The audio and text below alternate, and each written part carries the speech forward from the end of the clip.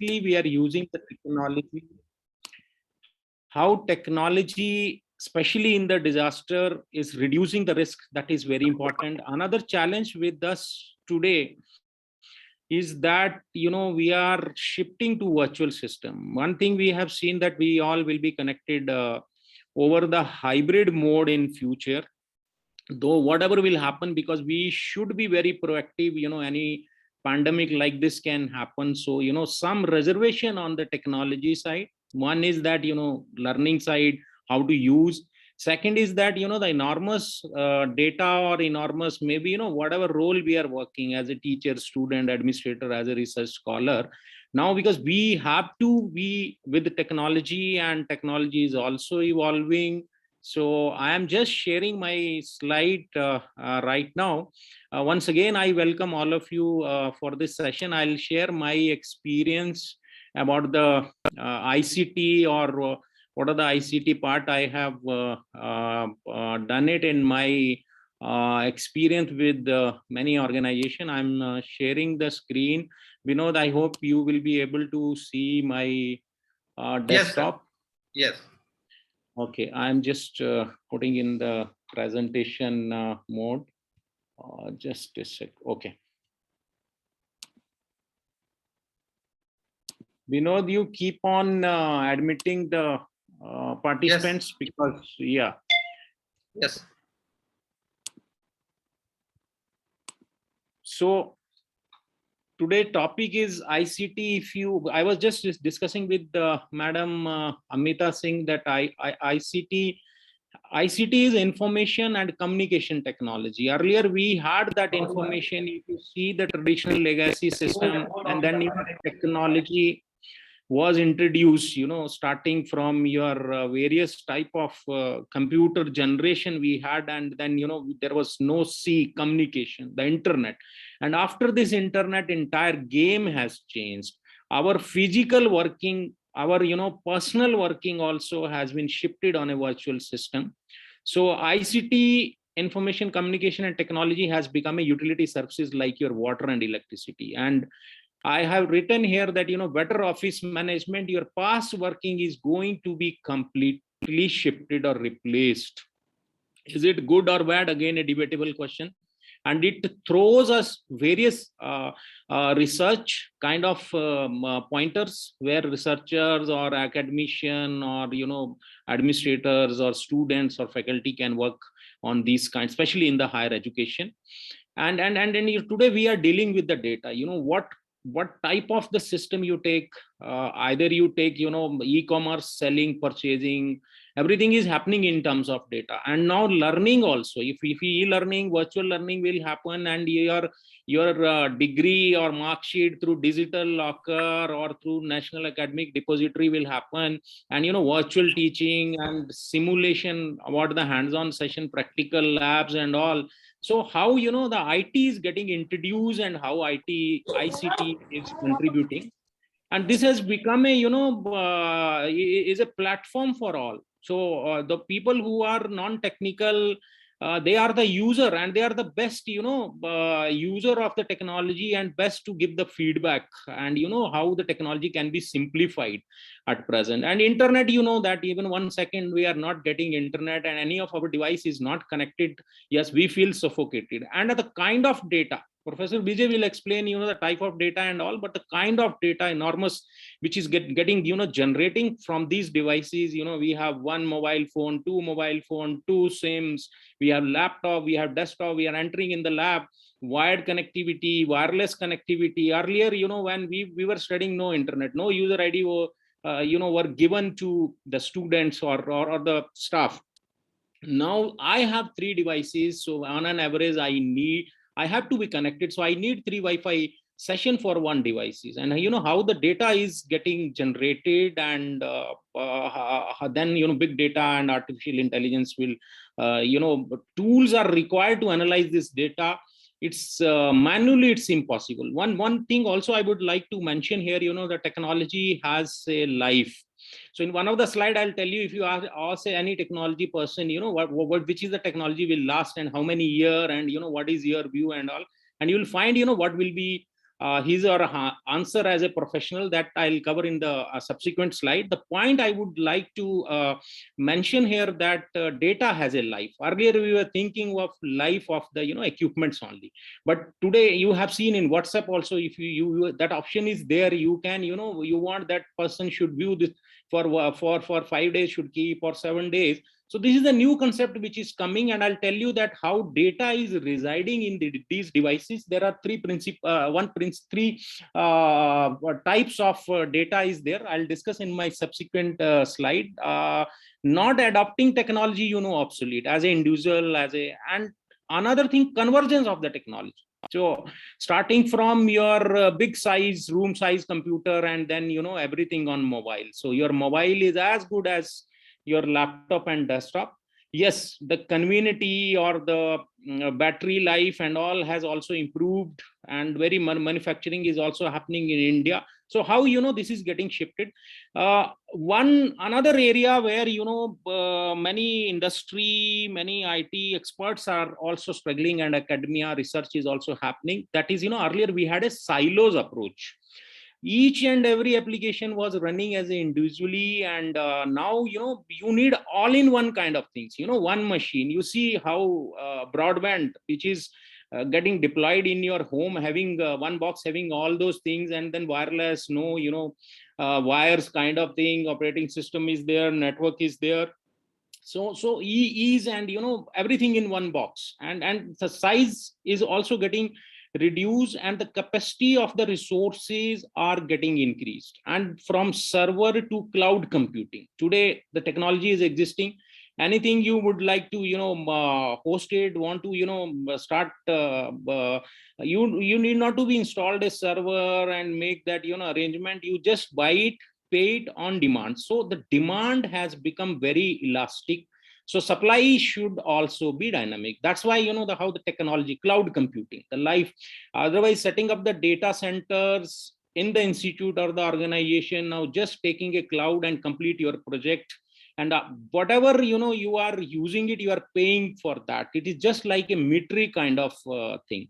Wire to wireless, we have seen that, and sensor technology, IoTs, Internet of the Things, where sensor are deployed to measure the quality of the soil or pollution level, and then wearable devices, where health related kind of things, wearable watches and all. We have seen that how we can control the electricity, how we can control all our devices, how the CCTV cameras and all. And once this 5G will hit in India, and installation across globe also will happen, then again the entire scenario will get changed. Machine to machine communication, machine to human communication. And I'm not talking about the benefits and the disadvantages, but yes, that's why it has become a domain for everyone. Either you are a from humanity background, social sciences background, or sciences background, or law and governance. So it has become a field for everyone, and it's a win-win situation. Each and every area we have to look ICT today from the perspective of economically, how it is should be affordable, how it should be sustained. Is there any impact on that? It's not just putting the technology, but there are so many other things. During my subsequent slides I'll cover. We are looking for a high speed dedicated kind of network. How radio frequency network which we're using, and now optical fiber, BharatNet, state area wide network, or villages are connected, how the last mile connectivity is given to the unreached people, how that community services center are set up, where computer or your telemedicine kind of arrangements are done, where the remotely in a collaborative manners this technology help can be taken. Either your normal life, or maybe during the calamities or during the pandemic. These are all kind of things which are getting evolved. Central data repositories for the knowledge base system for the researcher. Earlier we had a challenge for social sciences, very less data, but huge repository, huge work, because there is a demand. Because after this we have learned that Though there are challenges, too much data is there. So quality perspective, because for one thing, so many definitions, so many ambiguity and all is there. But yes, big data analytics and all other things are coming up, and definitely there will be automated solution, because we have understood data is basically a, everything for us. It is like an asset for us, and now we all are carrying with the data. One shift you have seen from physical to virtual, that we are carrying a data. Either we are moving from home to office or anywhere, anytime, you are carrying either data on your laptop, mobile, or if it is on cloud, that is also associated with you, because either through OTP it is linked with you, and it is finally your data. And organization are also thinking what, and government of India has already started categorization of the data. What is a public data, what is a private data, and it's a long way to go, to categorize it and finally, put it in a structured format and ensure that, these things will not be misused. Security should be there, Privacy Act is also coming up. So a lot of good things are happening. And one thing I would like to mention here, that, what are the benefits of the technology, or what are advantage of the technologies. These are much higher, though we have the challenges, but those challenges will be minimized. It may not be eliminated, because country like, Singapore and all, still those challenges are there. Still ICT considered as a luxury services, because when they procure any laptop or desktop, they still think that it's not only in India that we think where we should take a Mac laptop or Windows laptop, but yes, in those country also they still, because finally, money is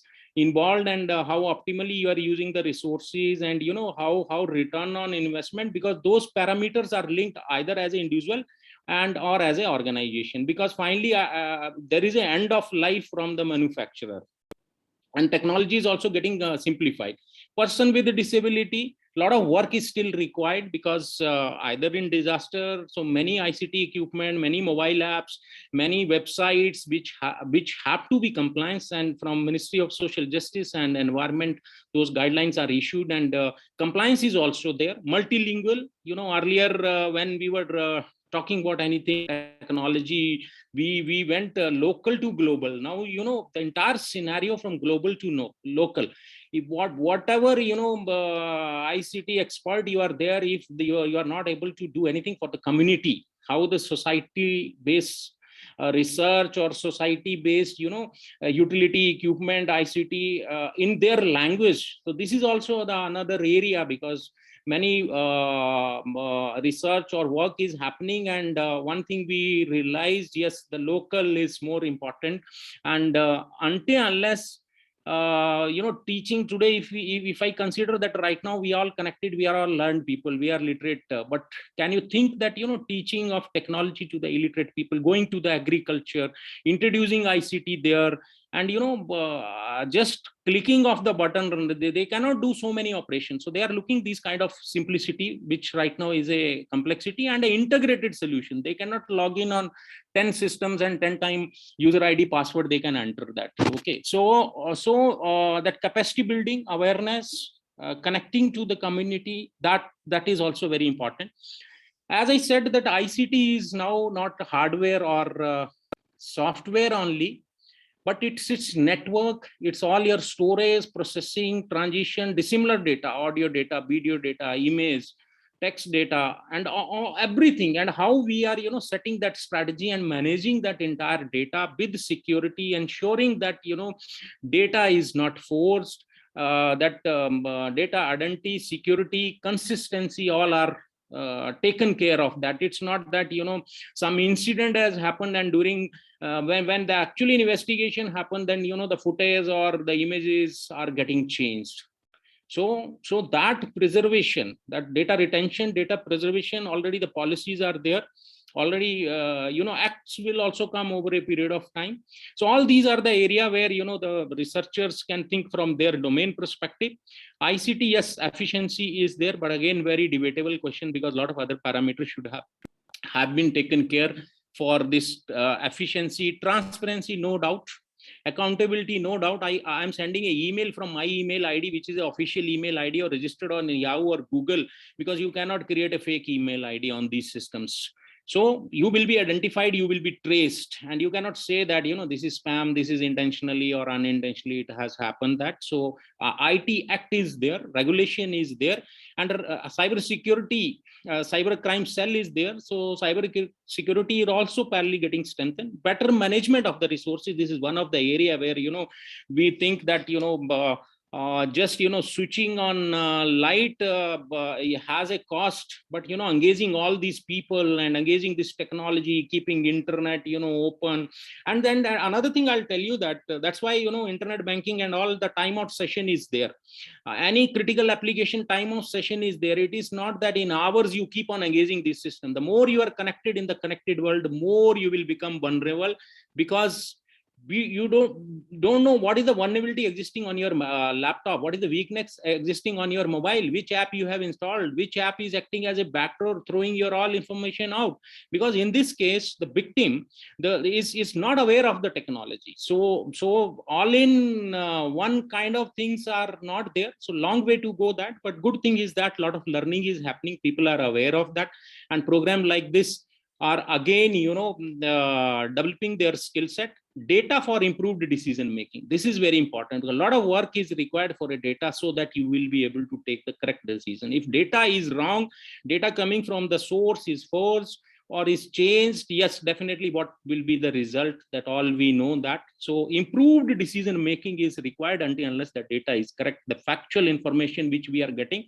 More introduction of the technology like drone and all, where you will get the reality, then only these decisions will be improved decision. Otherwise, sitting remotely and imagining just what is happening, pre-disaster, during disaster, and post-disaster is really a challenge. So GIS has to do a lot of work, lot of this geospatial data scientists will be required, to actually achieve these kind of the objectives. So I covered ICT.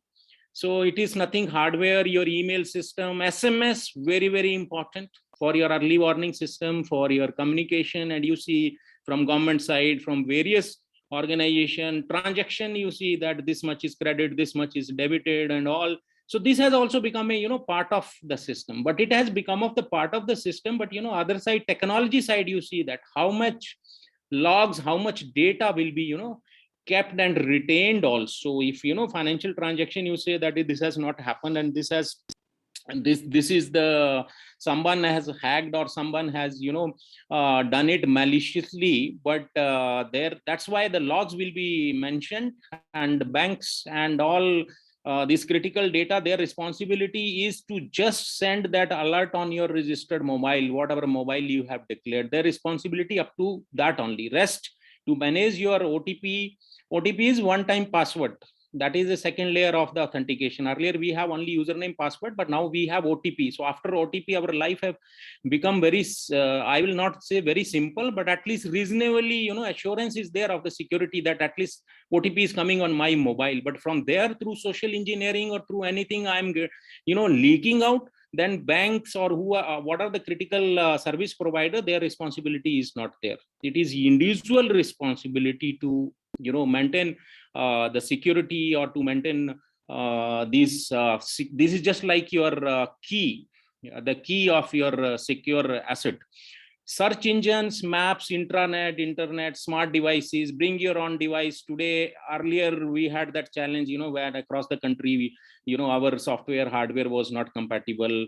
It was a lower version. We were not able to connect. We had to upgrade. But today that challenge is not there. That uniformity, standardization is there. If MS Office 2019 I am using in India, across other country I'll get the same thing. So that kind of standardization has already happen. Antiviruses, firewall, storage, IT related stuff, that your cooling, UPS, all these stuff is also very important for giving the making the availability of the critical system. Surveillance system, biometric system, website, portal, single sign on. This is also, the how uniquely you will be. So today, if through Aadhaar we are linked, so we will have that single sign on kind of provision. No need of that 10 system you are using, so 10 username or password you have to remember. And then OTP is the second layer of authentication, and many critical system, third layer is a biometric authentication. We don't know, tomorrow, a fourth layer will also come. The more critical systems, more control will be there.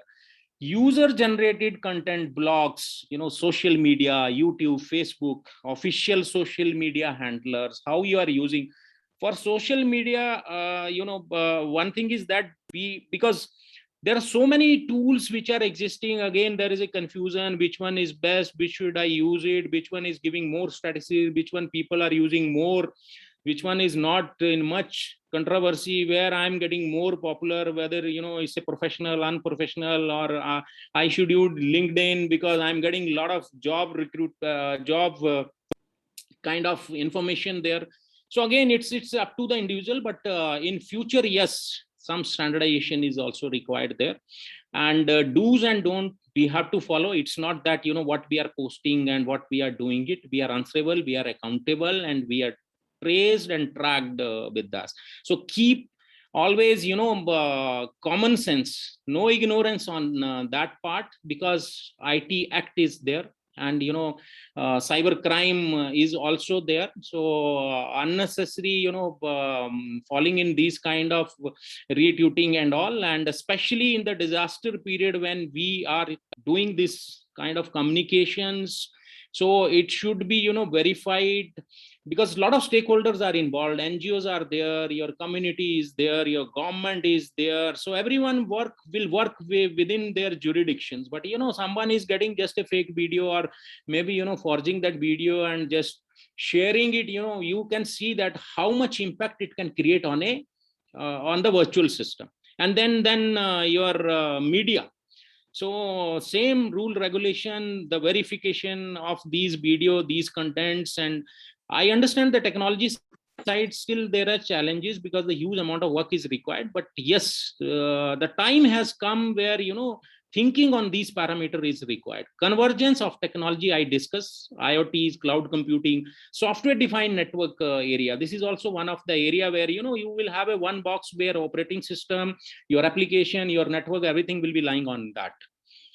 Takeaway from ICT session: what is ICT, what is the importance, benefit, the type of ICT, what are the application, email, SMS, surveillance system, your high speed network, all these are the application effects, the social impact I have not discussed, but these are the pointer where more research can be done.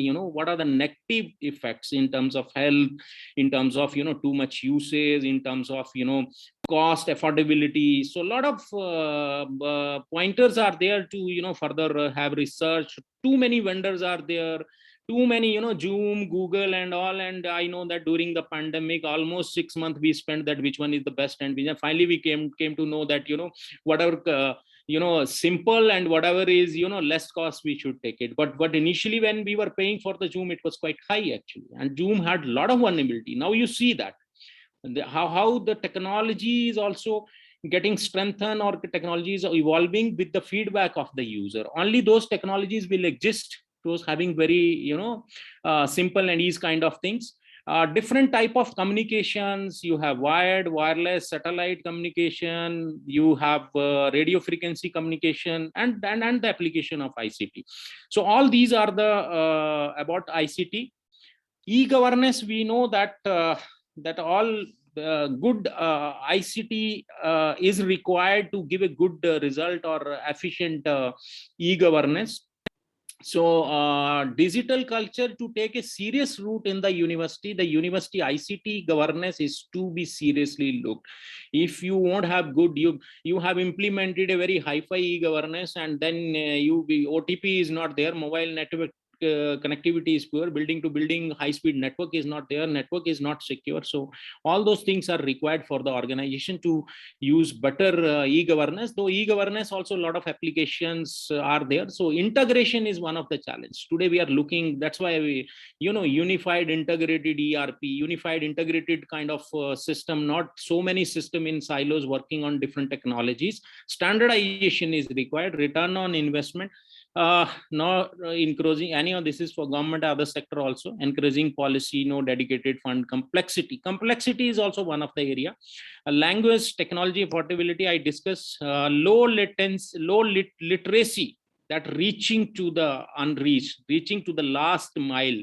Community centric research is also society centric. What the society problem we are taking, and really that's why you see a lot of startup and all, they have done a small incremental problem resolution for the society, and how the new schemes have come, and government is also supporting on that. Trust and attitude is also very important.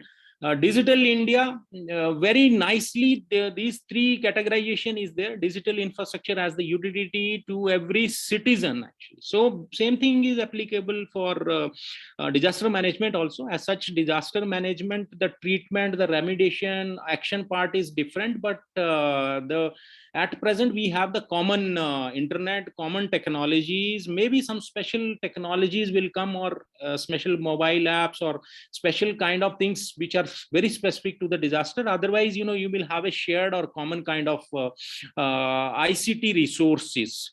And ICT itself is a big disaster if it's secondary, or if it's backup, or if its availability is not maintained in the high availability mode. Otherwise, it is a single point of failure. So high speed, unique digital identity, mobile phone, bank accounts. You have seen the entire scenario, know your customer, KYC, how banking are operating. For the last 5 to 6 years, I have never been to the bank. See, I did how with the data only, I'm doing. We all, not I am, but we all are doing these kind of transactions. So you yourself can see that, the quantum of shift which is happening. Access to the common services center, various common services center are set up. More are required. I'm not discussing here, not working, not, equipment is not there, people are not there. Those are the area for the researcher. Go and find out, whether telemedicine is existing, whether, doctors are actually connected during this pandemic and all. Yes, but some of the centers are working, and Ministry of Ayush has also set up various center with this CGH dispensary. Yes, the good move is happening, but it's a long way to go. That private space on cloud, today I wanted to host my website, I wanted to host some information. Yes, this is available. Government of earlier, the data should be lying with the government boundaries in the data center. Those days are gone. Now they have guidelines. Follow the guidelines, use the technology. Secure cyberspace. Yes, this is also the area. Governance and services. First point is the integrated services, no silos. If you have the railway reservation system you are using, it is linked with your Aadhaar authentication. I am a student of the university, then through Aadhaar and all those things are coming. If anyhow, Aadhaar is again a debatable kind of thing at present, but yes, substitute is there. Your alternate email ID or through some other unique number should be given, because a lot of digital divide controversies and resistance and all come, but over a period of time these things will also be simplified. Availability of the services through online, portable citizen entitlements on the cloud. Earlier when we had the data within government boundary and moving to cloud like Amazon, like Microsoft, now our all government data is lying there. So can you imagine the scenario, how this portability is happening, how this digital transition itself is transformation itself is happening, ease of doing the business.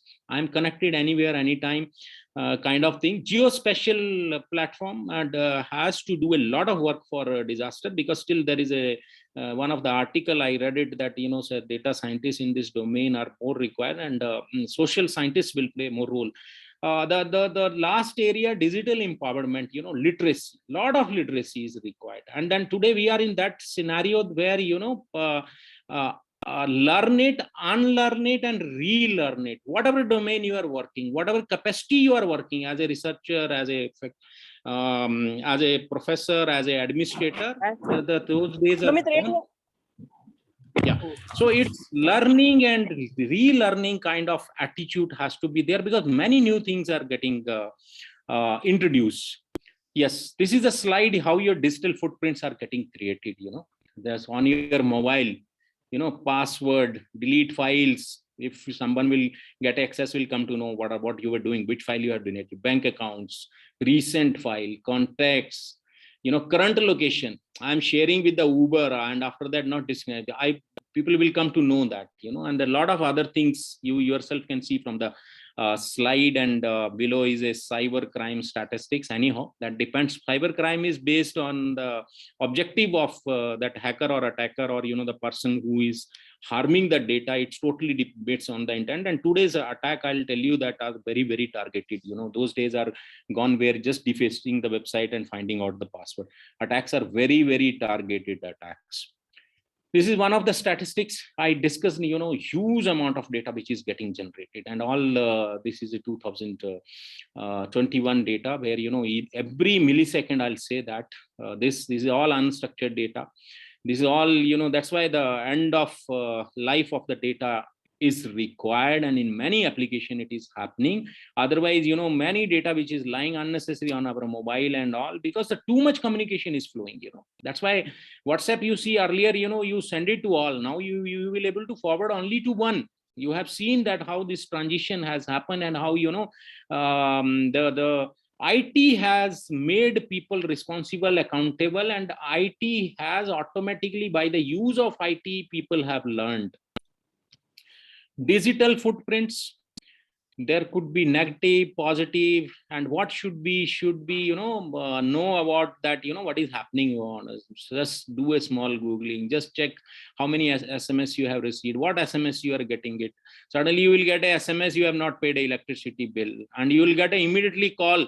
You say that, oh, I have paid it. He'll say, no, you just get connected through the system. I will just update your transaction. How that person will update? He is not a bank person, but he will, through some discussion, you will try to create your interest, try to tell you, and finally his objective is to just get those credential, or maybe, whatever is the intent. So we should be vigilant, because many things are happening when we are ignorant. See, or we are getting, the free Wi-Fi. We are doing sometime critical transaction using this. So all those, what I say that common kind of practices, or very, very, basic kind of things which we should be vigilant, we should know, because finally we all are connected today, and we are in the connected world, and we have no choice. We have seen that within the organizations, how traditional worker attitude is very important. It's a one-time investment. Learn MS Office, learn one email system, you will learn it, because hardly we are using 10-5 features of that, and slowly we'll be able to. But suppose we decided we will not use the technology, so what will happen? No e-governance, e-file systems, and not applying for online kind of things. Then bank account is also getting disabled and all. Work culture, yes, definitely it has improved if ethics practices are followed in the correct direction. Skills, yes, improvement of skill is required. As I told you, that technology is keep on evolving. After 3 to 5 years, maximum 7 years, management support wherever you are working, that is required.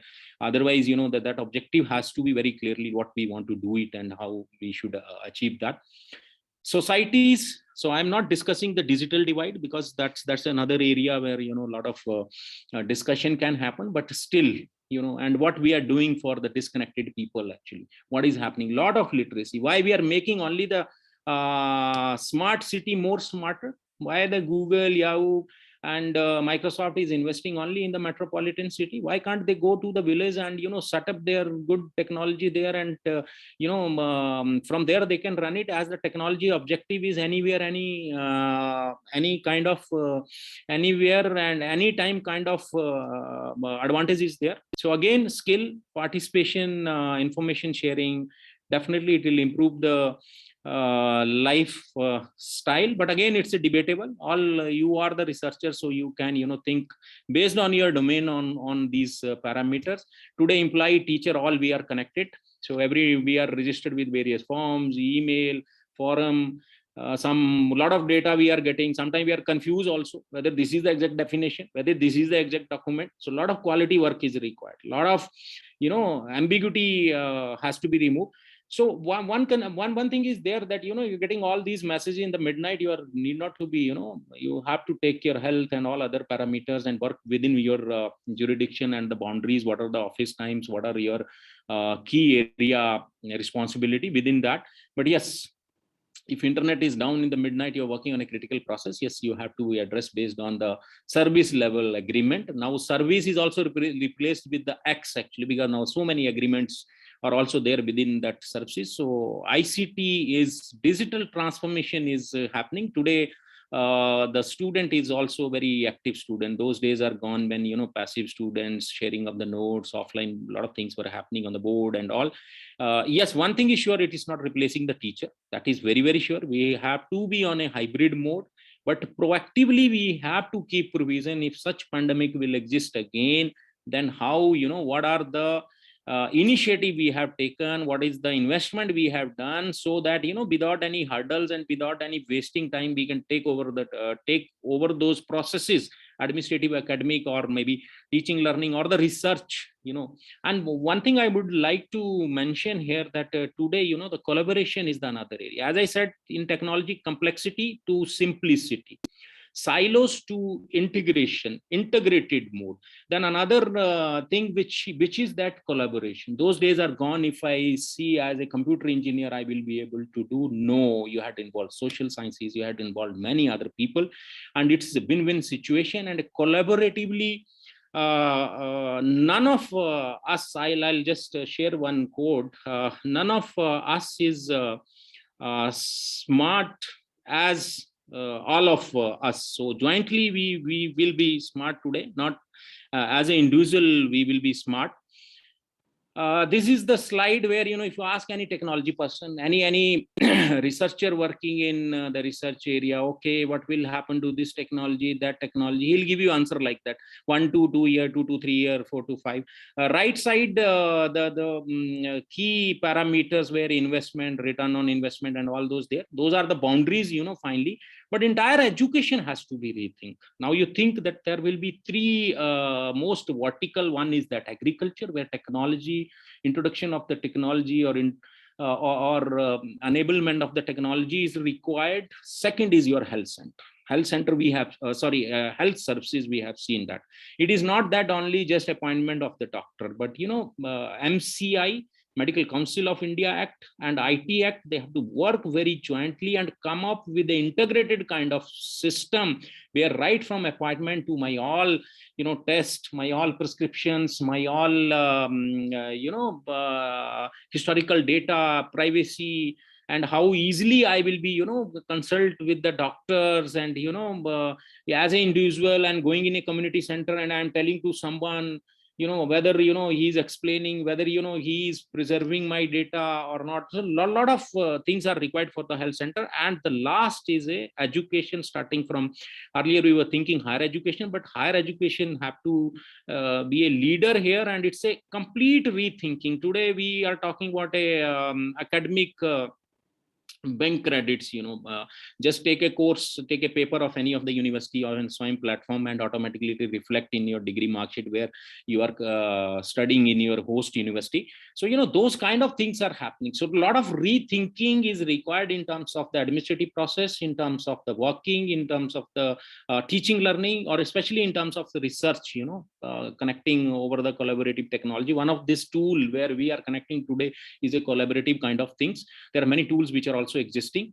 As I said, this is a complexity. This is a scenario actually where the goals are different. You have legacy, all legacy application, 50-year-old university, lot of legacy application is there. You are on the top of that, you are building emerging technology, attaching it.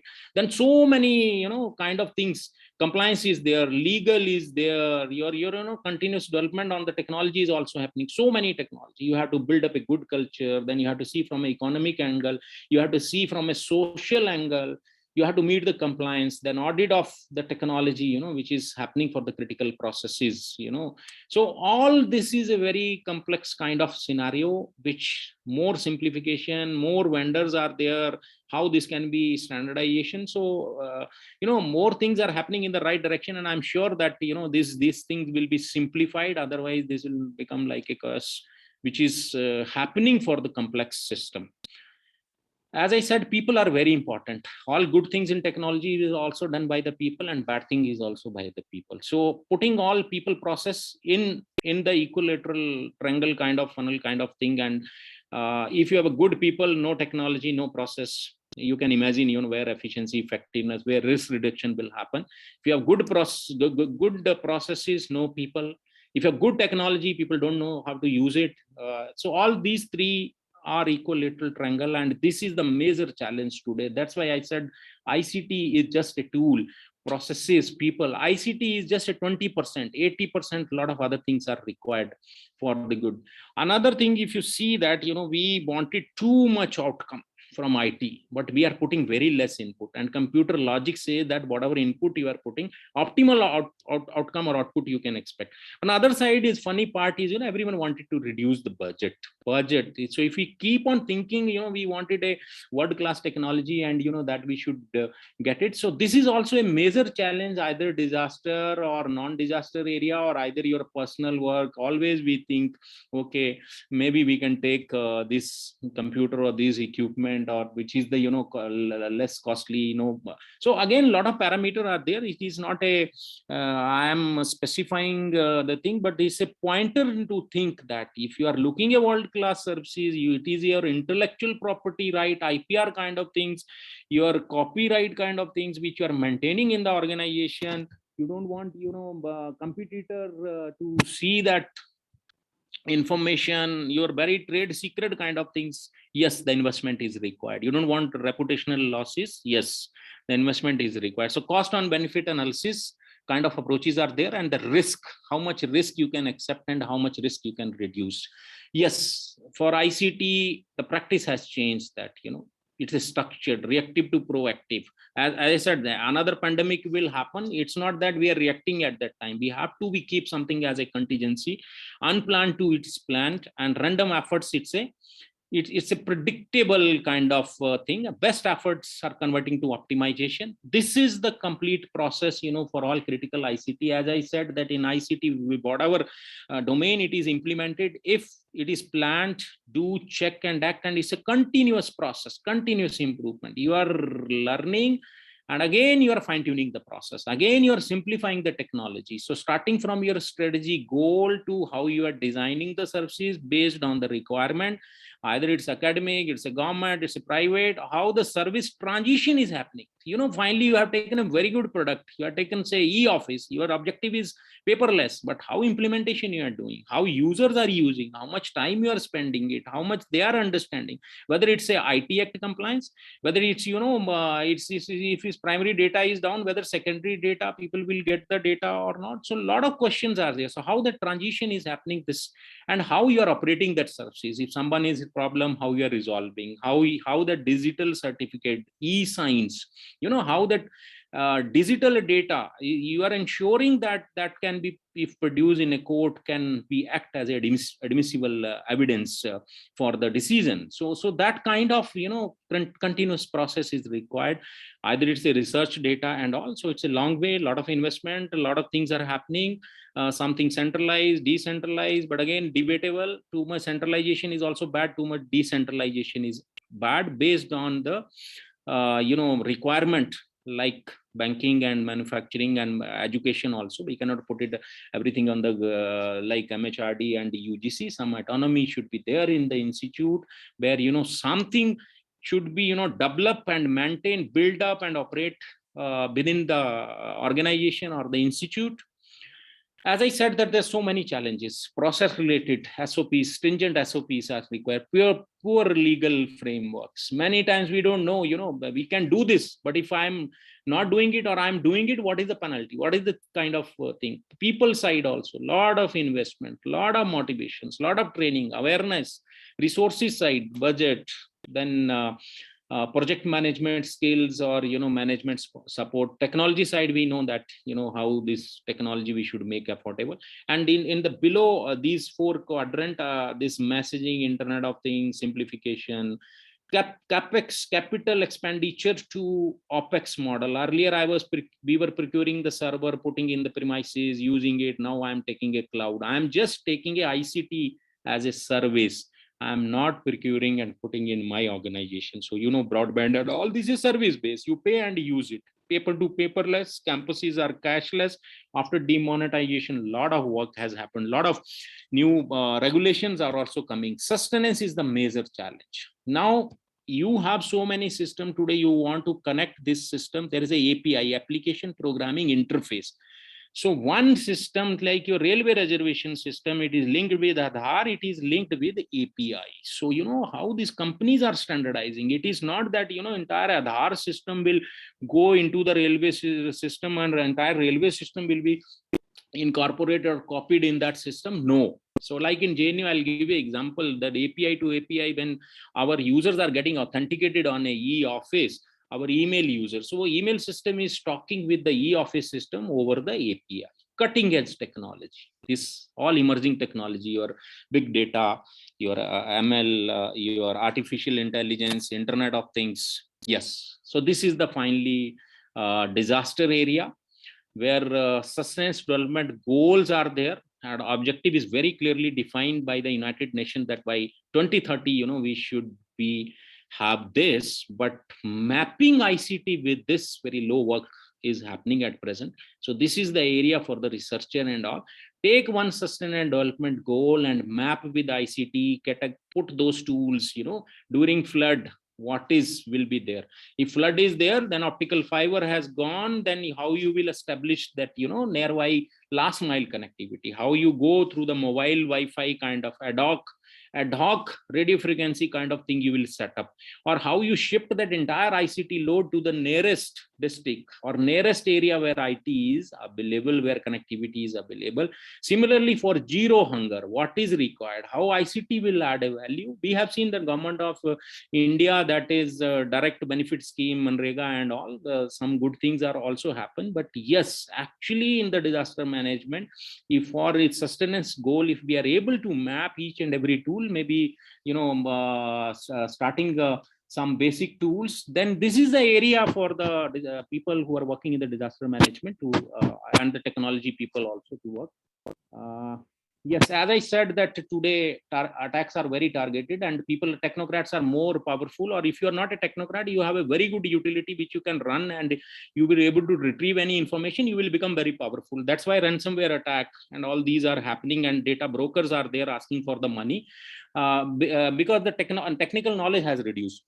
As I said, the data has three stages: data which is lying on your all smart devices, data on the user devices, then treatment of security, functionality is different. Data which is at rest, lying on web server, repositories, Government of India server, which is data at rest, different treatment is required. Data retention, how data is used, and data which is in motion, which is sending over email, over any digital system, over file uploading kind of system, the treatment is different because your data is in a motion. So this is the pointer, for any more work is from the technology side required, but I as a user should know that where is my critical data is lying and I'm putting, if something will happen to that device.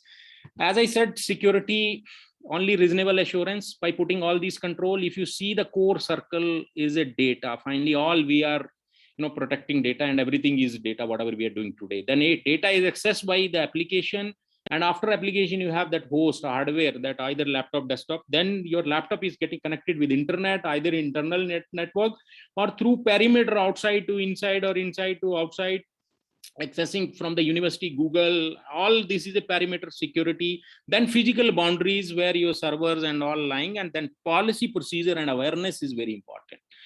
What is the policy, what is the email policy? If I send some what is called official language email to someone, what will be the consequences of that? What is the policy, and what are the do's and what is the awareness I have that? So this is also the slide. And in ICT, all phases, risk reduction is more important. There are various channels for Telecommunications, yes. Only one thing I would like to tell you: so many networks which are existing, but yes, more consolidation and more, either consolidation or, as I said, that based on the requirement, more networks are required, more telecom systems are also required. It is just like your railway tracks. Like in Paris, if you see that train tracks, which is very complex, it's very difficult to understand that. Once you understand that and how these are functioning, you'll come to know. So similarly, in many countries, the small networks are there. Many networks. So in India also, many networks. State area wide network, NIC network, NICNet is there, NKN, National Knowledge Network, where education institutes are connected. Then institutes are locally connected, within their local network and all. So this is the area. And for early warning system, how these systems will work. Again, this is just look and feel. ICT for disaster reduction, especially for the early warning system, we have seen we are using this tool. Television all has disadvantage and advantage. Internet, radio, Wi-Fi, WhatsApp, and which is the best one based on the requirement. Sometimes SMS is best and all. This is your early warning system. So early warning system, yes, the effective dissemination of the information. So there's email, whether what is the advantage of that email, how SMS, which is faster, which I am using, which people are understanding, what frequency of, if I'm working in a district disaster management cell, then how I am sending it, which language I am sending it, whether it is going to the community. So all do's and don't. And then finally your drones and all. So getting that picture before that calamity and during that calamity and after that calamity, and then through artificial intelligence find out that what exactly is happen. And then your all land records which are digitized, your all geographical locations, special data is there. However, a power of this can only solve the problem of the disaster management to some extent, but human factor, as I said, very, very important, because ICT itself is a disaster, and for to mitigate or to sustain that, how much you can equally replicate and all. There is still need of geoscientists, as I said, that special lot of work is required for the engineers and the disaster specialist, or the security agency, social scientist. Then only these things, I'll not say that eliminated, but yes, this will be minimized. Thank you very much. I am just stopping the sharing of my slide. If you have any question, most welcome. Thank you, sir. Thank you for providing the foundation of ICT in disaster management. You have started very beautifully, small concepts, and you give the details of each concepts of ICT related to disaster management, and finally you integrated it with the disaster management as well as sustainable development goals. So thank you, sir. Without any delay, I would like to invite Professor TV Vijay Kumar for next presentation. And sir, you will be here with us. Questions will be coming. Questions and answer session is after both of the presentation. So actually, if you can take my question, because I will not be able to connect it, because I have to move. Actually, yeah, I am actually traveling, so in between I have to. Yeah. Okay, sir. Okay. So, yeah. Participants, if you have any question quickly, you can write in the chat box, or you can raise your hand. I'll unmute you.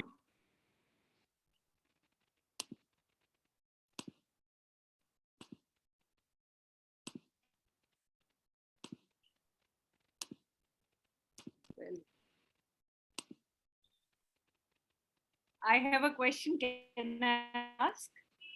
Yes, sure, ma'am. You're most welcome. No, I just wanted to share, because I just forwarded to Sanjeev ji today's news that Japan has made some ICT device on toy cockroaches, which can be fitted with the ICT device, and they can enter some rubble debris area to rescue people and inform the head office that where the rest of the forces need to come and dig out. So, yes. if you wish to say anything on that. that's a great achievement for Japan to put into disaster management studies. Right. So, madam, as you said that, the technology and, how much seriousness of building that specialty, which other countries, especially Japan in disaster management, they are taking. And in India, yes, either, now the two things are there. Either, these should be manufactured here, or maybe, imported here, or some service provider should give that help, and government should clear that those. Because in India, as per my experience, I think the technology is not a problem, but many times we have a administrative barriers actually. So administrative hurdles are more than that. But the freedom and the kind of specialty or the expertise which is there, like you mentioned, in Japan they are coming up with those devices. But one good thing is happening in India, because many small startup which are coming up, and institute, many students which are at undergraduate level, many hackathon and all is happening, and they are using this tool and technology and trying to simulate these kind of things in India. But the major challenge, based on my discussion, as big four companies like Infosys, TCS, and then the government sector, and then like we as a government institute, typical government institute, where that kind of infrastructure, that kind of input is not there. Otherwise, in India, these things, if people can go out and do these things there, and but something, Bharat India electronics, that is was started, but still if you see that investment is very less, and public private partnership, which very nicely was explained in the document, but very less is happening actually. Another disconnect is that academia and industry. So industry, if you talk HP and all, whatever is there in the industry, they are not ready to these kind of investment in the government. So some mandate should be given to them, that these investments should happen where students or the faculty member can be trained, and then the entire thinking, or the entire like not the theoretical kind of teaching, but actually the hands on, and learning this can be done. Yes, in India. So my point here is that we should not be the user, rather than we should be the creator also in terms of technology. So many times you have seen that what is coming outside India, after 4 to 5 years in India we are using, still that lag is there actually with the sector where we are working. I'm not talking about MNCs, because they do the business across regions, and they are supposed to be updated, because they are shifting business across the poles or the region, and then that process or the technology people should learn it. So there they are providing. But in especially the government, or especially the education institute, these things, until unless collaborations can be done. So many MOU and all are happening, but lab kind of sharing, if it will happen in India, that will be a wonderful thing for ours, especially computers. That same lab access I can remotely over the technology access it, what Japan students are learning, or any other country. I think that will be a wonderful achievement of the government if some kind of these arrangements would be done. But at present, madam, these are not existing, and finally everything is landing on money, because they are sharing it, but the funds are required. So Thank the you, sir. startups are also not supporting. Yes, because the startup guidelines is, it looks on paper that they are promoting, and many people are just for the break, they are alumni, and just through, because startup has become a easy cake, low hanging fruit, where just like NGO, just open an NGO, and people on a paper NGO, but then behind you are doing a lot of work. So similar thing is happening with the startup actually. What startup are doing it, if you have a good talent today, so all these people who are working with the big companies, because big companies are giving 8 lakh, startup is saying 20 lakh, but you have to work day and night. So how the talent is getting shifted? Now this guy going there for 20 lakhs. So after 2 years, there is no structured employeeship or policy kind of things are there, like Infosys, TCS, Tata, which is there at present. So here any startup which is a 2-year old, even at a, itself is a evolving stage. How he will be able to give 20 lakh, and of next year this guy will ask 25 lakh. So there is a lot of disconnect, and after this pandemic, a lot of choice is there, and people having this technology, people or engineer, they are thinking they can demand anything. Another thing is that the behavioral changes are also happening in the institutes. You see this online teaching or online learning, this has totally brought down the quality. You all will be agree with this statement actually, because the way that today's students are, we are taught teaching to them. I'm not discussing because of the lockdown condition, because of a lot of government restrictions, or sometimes student also in a problem, family problem, teacher are also in a problem. But if you see, somewhere we are losing the quality, and then we are expecting that these technocrat will go to the industry and build something. Again, very difficult, because academia and industry, there are differences there. Second thing is that behavior has changed. That today, if you see any pass out, that within night or within 1 month he wanted to become a team lead, manager and all. So this is a problem, and especially this started with IITs and all. You see that the IIT, no, I want to become an entrepreneur, I'll not do a job. Whatever job he's doing, he's leaving. He's telling, no, I'll within 1 year.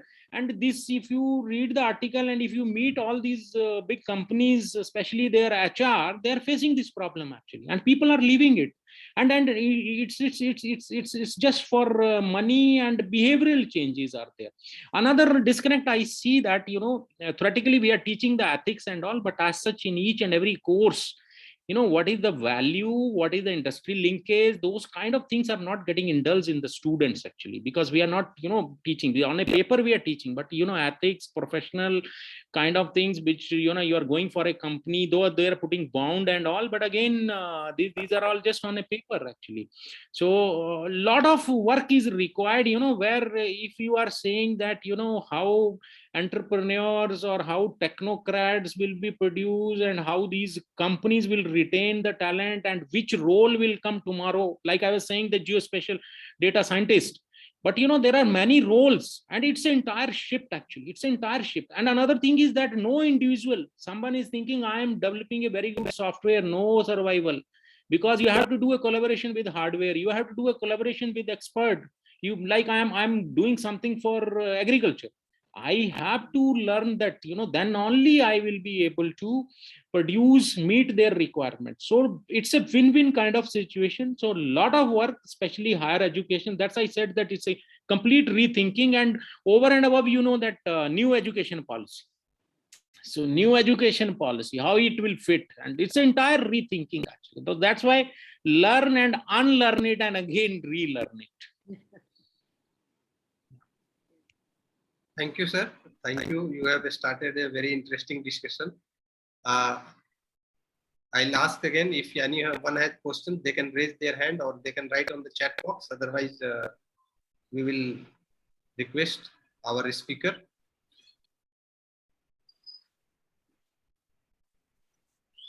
I will invite Professor TV Vijay Kumar, sir. Sir, can you hear us?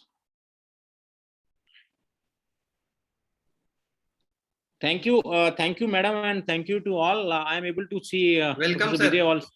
Yeah, thank Yes. you, Professor George Matthew. Thank you very much. I am taking a leave with your permission. I'll meet you personally there. Thank you. Thank you, madam. Thank you. Thank you very much. Thank you.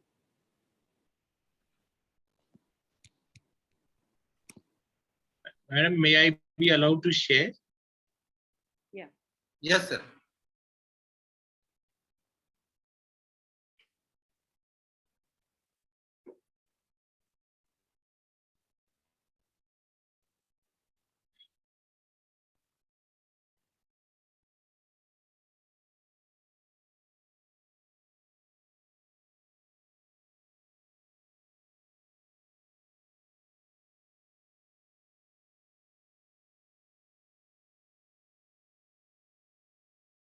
So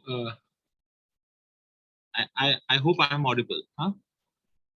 Yes, sir. You are audible. Okay, great. Yes, sir. So I just I'm going to discuss on, yes. Anything? Can you adjust your camera, sir? Your face is Yeah. not proper.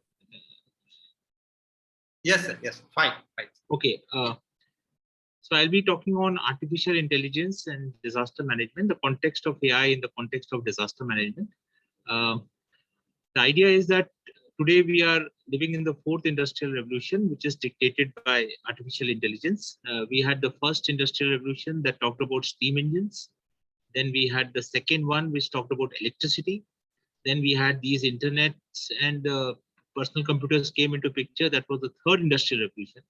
And now we are into fourth industrial revolution, which is focusing on AI, IoTs, cloud computing, and all these advanced technologies.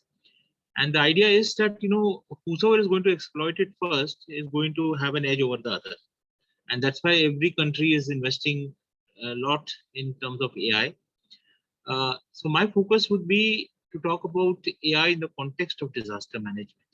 So before I go into AI, let me talk about just to have an idea about what is a disaster. Sometimes we believe that all things are natural disasters, but even earthquakes are not natural disasters. They are natural hazards, I can understand. Only they turn into disasters when it leads to loss of life and property.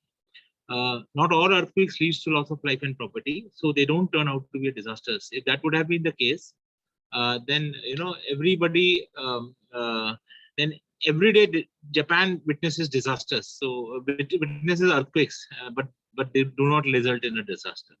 So a disaster, what is a disaster then? It's a serious disruption occurring over a relatively short time of the functioning of a community or society involving widespread human, material, economic, or environmental loss and impacts, which exceeds the ability of the affected community or society to cope up with this. That is, if you are ready with, for example, if you have smaller buildings which are structured keeping in mind that is a disaster-prone area, then even an earthquake is not going to lead to loss of life and property. In that case, we are ready with this. But this is a case when we are not able to cope up with whatever hazard that has taken place, and that actually turns out to be a disaster. Disasters are dynamic and complex events. So they are dynamic and complex because they can occur at any point of time. And they're complex because no two disasters are alike, even if they are of the form of earthquakes or floods. No two of them are alike. So it makes it more complex to understand disasters. That often results from unexpected and dramatic changes in a stable system. That is, we understand what is a stable system and nothing occurs as such, which are going to lead to loss of life and property. But whenever there is a study of deviation from such stable system, then only there is an indication that there is going to be something which will be more unnatural and may lead to a situation. Now, whenever we talk about AI and the context of disaster, the idea is when we get an indication until it turns out to be a disaster, we have enough time. How much time we have, and can we have a way to actually respond to such, to mitigate or prepare for such disasters or not? And that is a very, very important aspect. But when you say what is a disaster, disaster can be anything. It can be blackouts, it can be drought, it can be earthquakes, extreme heat, floods, home fires, hurricanes, landslides, space weather, thunderstorms, tornadoes, tsunamis, volcanoes, wildfire, winter. Even losing a job is a disaster because again it leads to loss of life and livelihood. That is also a form of a disaster. The idea is that how you can address these disasters. Disaster itself has three phases. If you see, it has a pre-disaster phase, it has a during disaster phase, and it has a post-disaster phase. So when you talk about pre-disaster, we talk about detecting the early warning signs and predict the occurrence of a potential incident.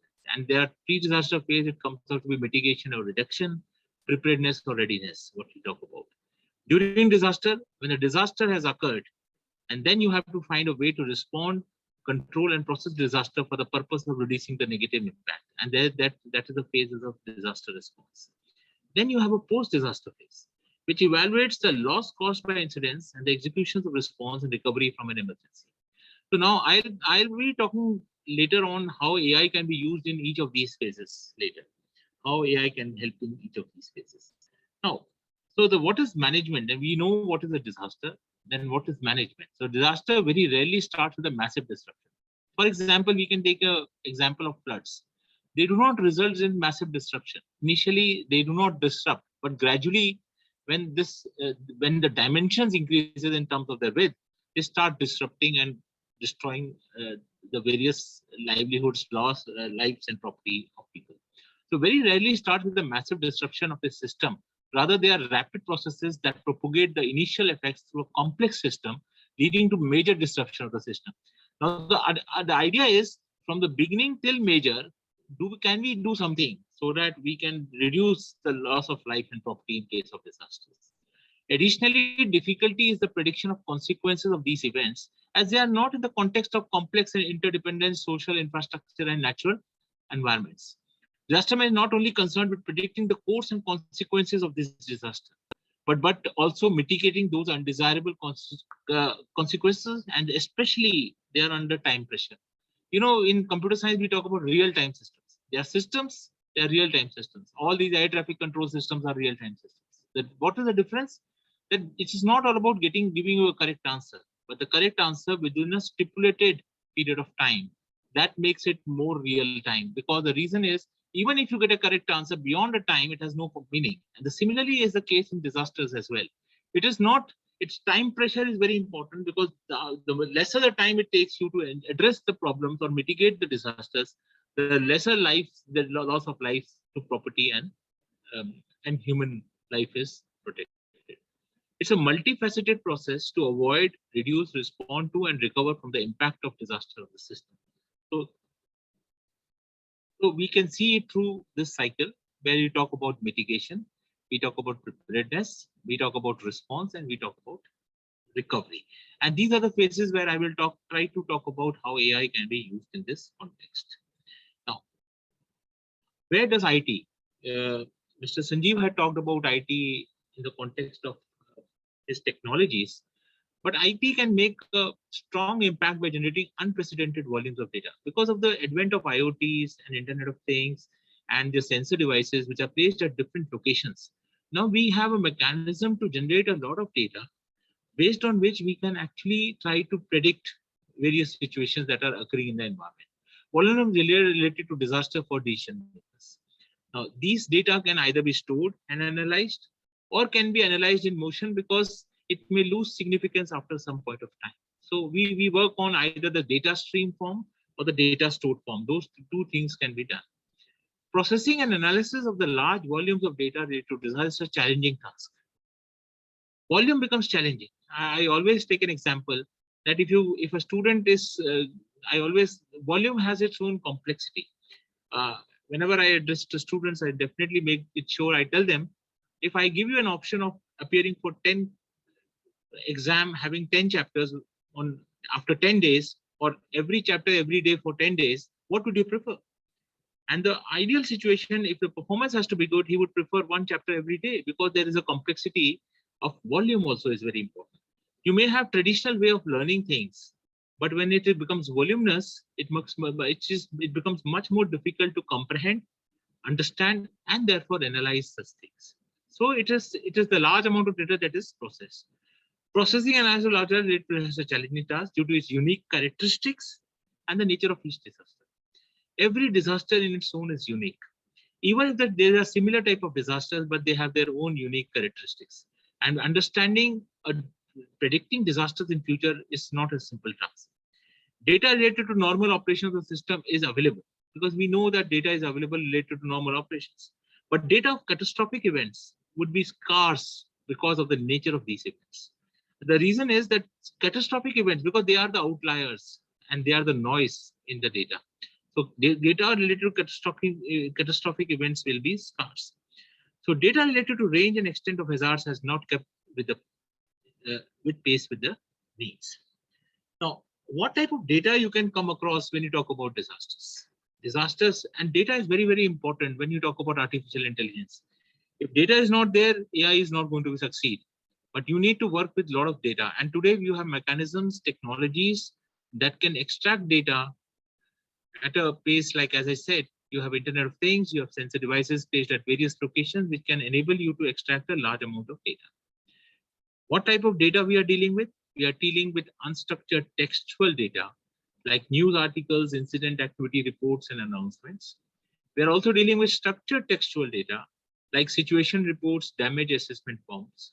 We are talking about remote sensing data, in terms of numerical measurements like mobile images and video devices. Then we have spatial data in terms of satellite data, aerial imagery data. And then we have voice and video data in terms of radio communication, news broadcasts, etc. type of data.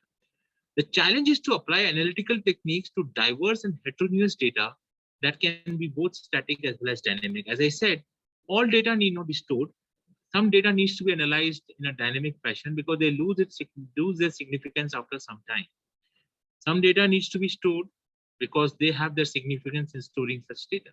So you either have a static data in the form of static, or you can have in the form of dynamic. Now, static can be data collected prior to disaster event like population, the location, and the emergency plans. It can be dynamic like real-time event data produced during the disaster. As I said, you can have sensor devices placed at many locations which can generate such data in real time.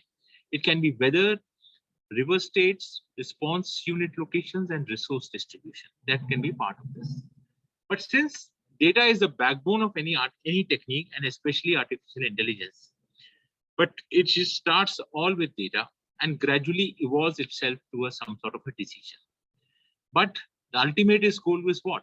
You need a lot of data that is there.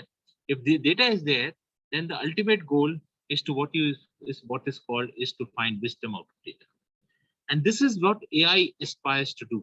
It tries to find wisdom out of data. Now, what is this pyramid? It's a very popular pyramid, important pyramid, which is not only restricted to any specific science, but even in social science humanities. And in real life, you can understand the importance of such pyramids. You have data at the lowest level, which is usually unorganized, which is usually not comprehensible, because this is data related to events that has been gathered. So it is at the lowest level, which is not organized, which is not meaningful, which you cannot comprehend, and therefore you cannot use it. So in order to make this use this data, you need to process it to make it more meaningful. You need to organize it to make it more meaningful. And that processed, organized, and meaningful data is called information. So you do some processing on the raw data. Data happens to be a raw fact. You do some processing on this raw data and extract information out of it. The difference between data and information is data is not organized, data is not meaningful, data is not comprehensible. However, information is organized, information is meaningful, and imprehension, and therefore the information becomes comprehensible. So once you have processed this data to find information, the next level is to infer something useful out of data. And that is what is called knowledge. Knowledge is something which you try to find out very useful from the data. Now, there is a very interesting example always I take when I talk about this. It's a very initial stage when you talk about data mining. They wanted to understand what is data mining. Somebody did a Walmart study, and they found that many items were bought together more often. Amongst these, may have been bread and butter, there have been bread and jam, there could have been pencil and eraser. But along with that, they found that people tend to buy beer and diaper together more often.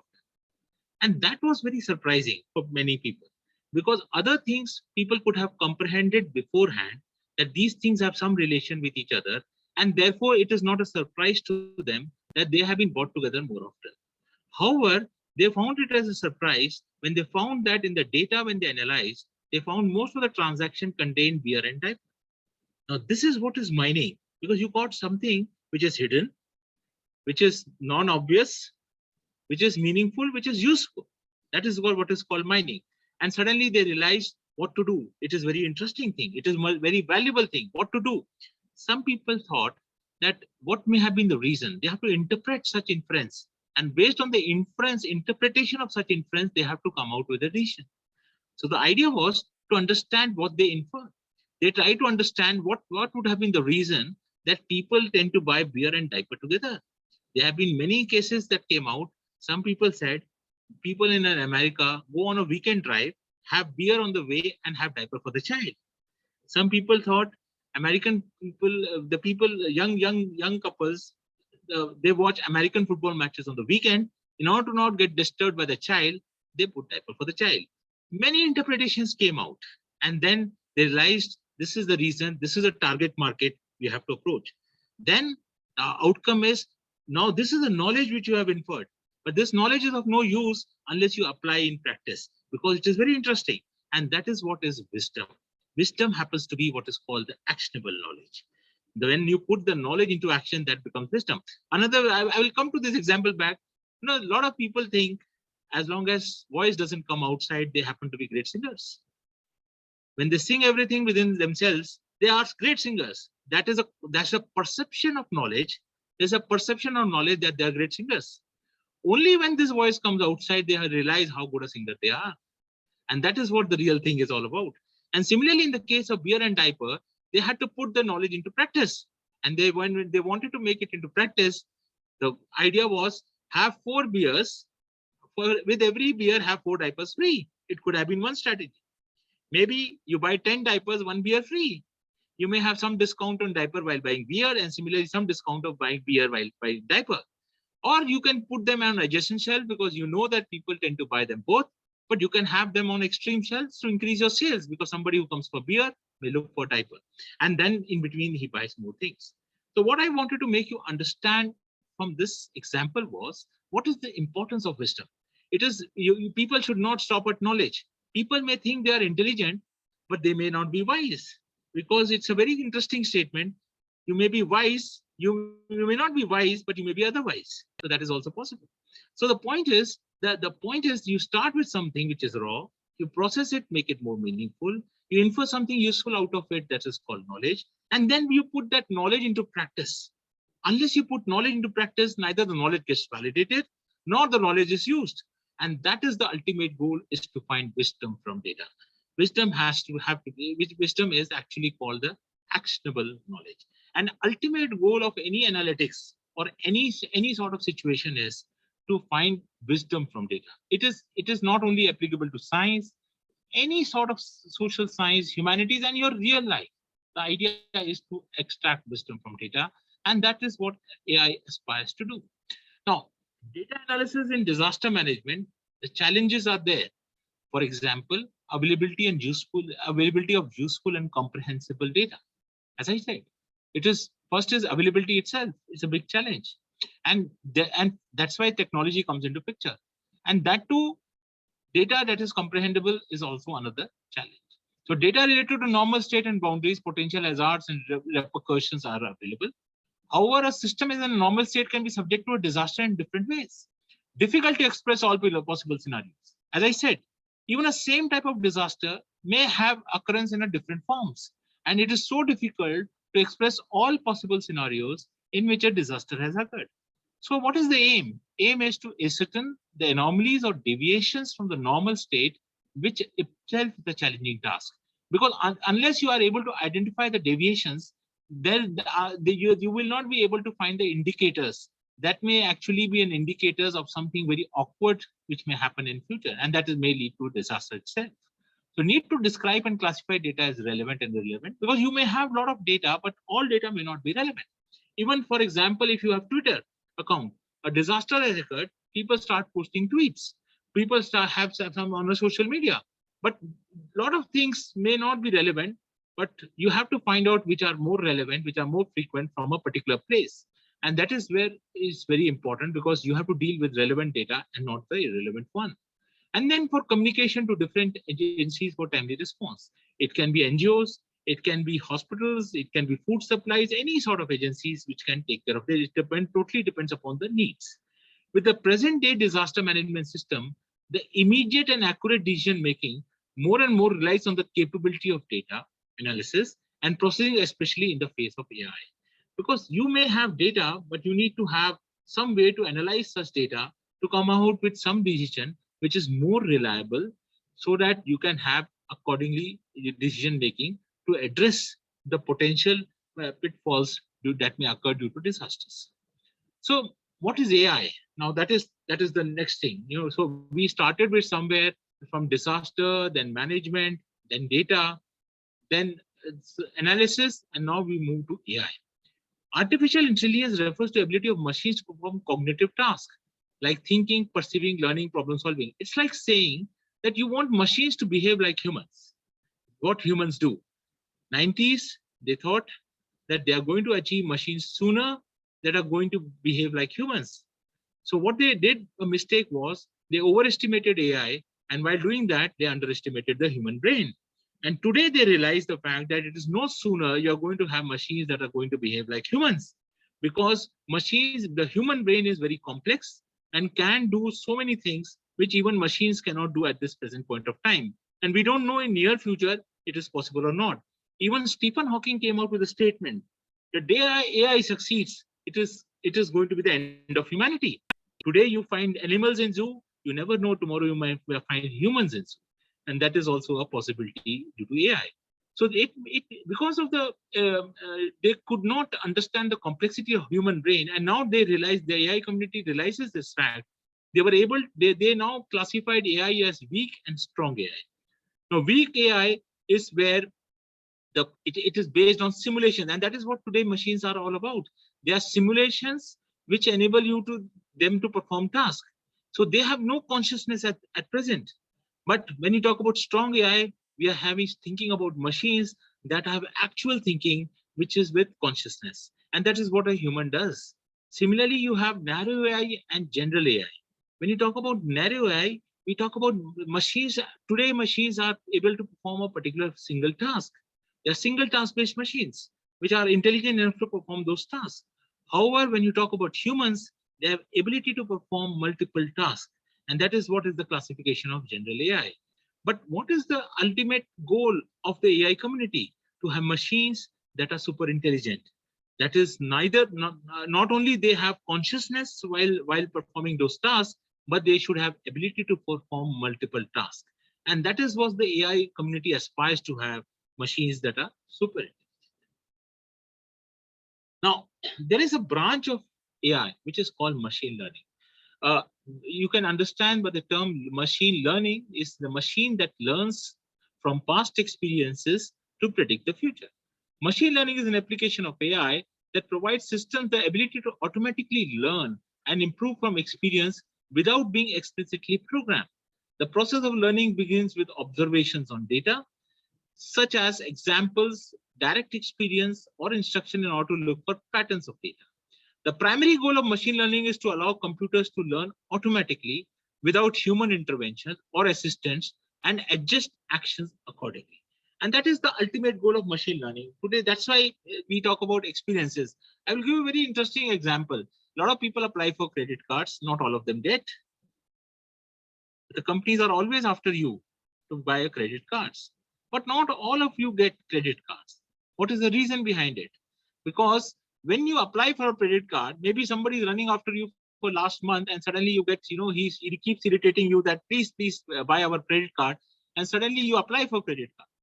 And then when you apply for credit card, maybe after a week or two, you get a rejection, regret that we will be unable to provide your credit card. And you find it surprising that somebody was running after you for 1 month, and suddenly when you applied for it, and he's sending you regret. It is like calling somebody for dinner and saying, you go away, we don't have anything to give you. Now, what may have been the reason behind this? When you apply for a credit card, there's a system which is already trained on past experiences. And the system is trained on past experiences, on past customers. The past customers are already tagged by the company as good customers or bad customers. And accordingly, what happens is there's a model that is trained based on this. And suddenly, when the information about the person who has applied for credit card gets into the model predicts that person is likely to be good or likely to be bad. In case if the model predicts that the person is bad, they will regret and will not give you a credit card. However, if they find the person model predicting the person as good, they will definitely going to provide the credit card. And that is where the machine learning comes into picture. And that is what you talk about when you talk about disasters. When you have a situation, when you have certain indicators, when you have certain parameters, certain features, you can easily try to see whether it is going to lead into floods or some sort of a disaster or not. It totally depends upon the environmental condition at the point of time. That will become features that can get input to such models. And the model might predict what is likely to be, whether it's going to be a disaster or not a disaster. Even to an extent, it can predict what is going to be the severity of disasters if you have multiple classes to address such problems. Now, machine learning, as I said, you have supervised machine learning. I gave you an example of this credit card where you talk about how does the system learns from past label data and tries to predict the future. of any person who applies for a credit card. And that is what it's like saying that if you keeping in view the flow of water, the temperature, the humidity, and other things, you try to see that what all conditions have led to a rainfall. And in future, when such conditions occur, you can easily predict using such models whether such situations might lead to a rainfall or not. And all these machines which are labeled, because you know the past labels, because you know that what parameters occurred and what it resulted in. So the resultant in is actually the labels to the data. And when you train a model based on this, you can easily use it to predict the future events. Similarly, you have got unsupervised learning. And this especially was the case. Associational mining, I have given you an example of that bear and diaper. Usually this is the case in the COVID pandemic as well. When you had multiple patients which were located at different places, you try to have the cluster of them, depending upon how many infection, how many people are infected, and then you create hotspots, identify such hotspots, and suddenly have some emergency plans in these hotspots. Such hotspots are identified using clustering techniques, which enable you to find such hotspots in the data. Then you have another mechanism, which is called, which was talked about earlier, talking about this, the cockroaches, or Japanese have come out with this. There's something called reinforcement. Now here it is a trial and error. It's like playing a game. You score a point. You may fail initially, then gradually learn from the environment. Next time when you play, you score more. And again, next time you play, you score better. And it's like a hit and trial method where you try to increase. The ultimate goal is to increase your reward. There is a penalty and then actually lead to a reward. It is the same as a robot looking for any person in the debris. It's like saying it is going to use a path. When it finds an obstacle, it goes back, it finds another path. And that is how it goes. And then it actually leads to its destination. This ability, this way of machine learning is called the reinforced machine learning, where the machine learns from the environment using some sort of a hit and trial method, where it tries to have penalties and rewards and learn from the environment and actually finally achieve its goal. So when I talk about this AI in the context of disaster management, then I would come to these stages. I will talk about how AI can be used for mitigation, preparedness, recovery, and response and recovery. Now, disaster mitigation, we know it's concerned with reducing the risk of occurrence of the disaster and its possible consequences through proactive measures taken before an emergency or disaster occurs. AI can be used to determine the likelihood of incidents. AI can help prevention of different threats posed by man-made disasters. So you can't talk about the likelihood of incidents. As I said, there can be concept of dashboards, which may be at various places, which may give an indicator that what is likely to occur. It can use the various, it can have sensors in them, which extract the values of the various parameters that are there. And accordingly, it can predict what is the likelihood or any deviation from the norm is occurring or not, and can actually even talk about the level of severity of disasters that may be there. You can talk about AI can help prevention of different threats posed by man-made disasters, like detecting terrorist threats by analyzing user computer networks, social networks, fusion of sensor data for nuclear threat detection, and you talk about the face recognition. As you say, these type of techniques have been used in various airports across the world to understand that what is the likelihood the person who is traveling is actually suffering from it, may lead to may cause any problem to the place or not. AI can be combined with static data to monitor changing conditions and then their impact. Now, it is combined with static data. Now, a static data which talks about the normal conditions, and accordingly it can find out whether there is going to be a deviation from the norm or not. And that is what we talk about the context of mitigation. Then we have talked about AI in the context of preparedness. It refers to the measures taken to prepare for and reduce the effects of disasters. The major challenge is evacuation planning. You have to evacuation planning, which needs to be combined with spatial data and capture evacuees' behavior. Now we have certain areas which are disaster prone. We know the type of disasters that might occur in such areas. We may have plans for evacuation. How if any such untoward or disaster that occurs, then there should be a way of way people can evacuate from that place. AI can be used to identify potential threats and safe areas that are going to be there, so that anytime any area is having any potential threat, people can move to those safe areas. AI can be used to analyze information sources like public safety websites to determine the queries likely to be asked by public and provide answers to them for public awareness, and to suggest the resources required in the case the event occurs. Now, this is usually at the time of response, several queries occur. Based on the past queries or even a new type of queries, AI can help you understand what are the most likely queries that may occur while a particular type of disaster occurs. AI can estimate changing conditions and develop preparedness plan for them.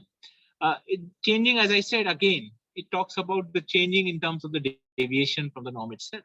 AI can be used for anomaly detection, because social network data sources like Facebook and Twitter can be used to propagate the warning.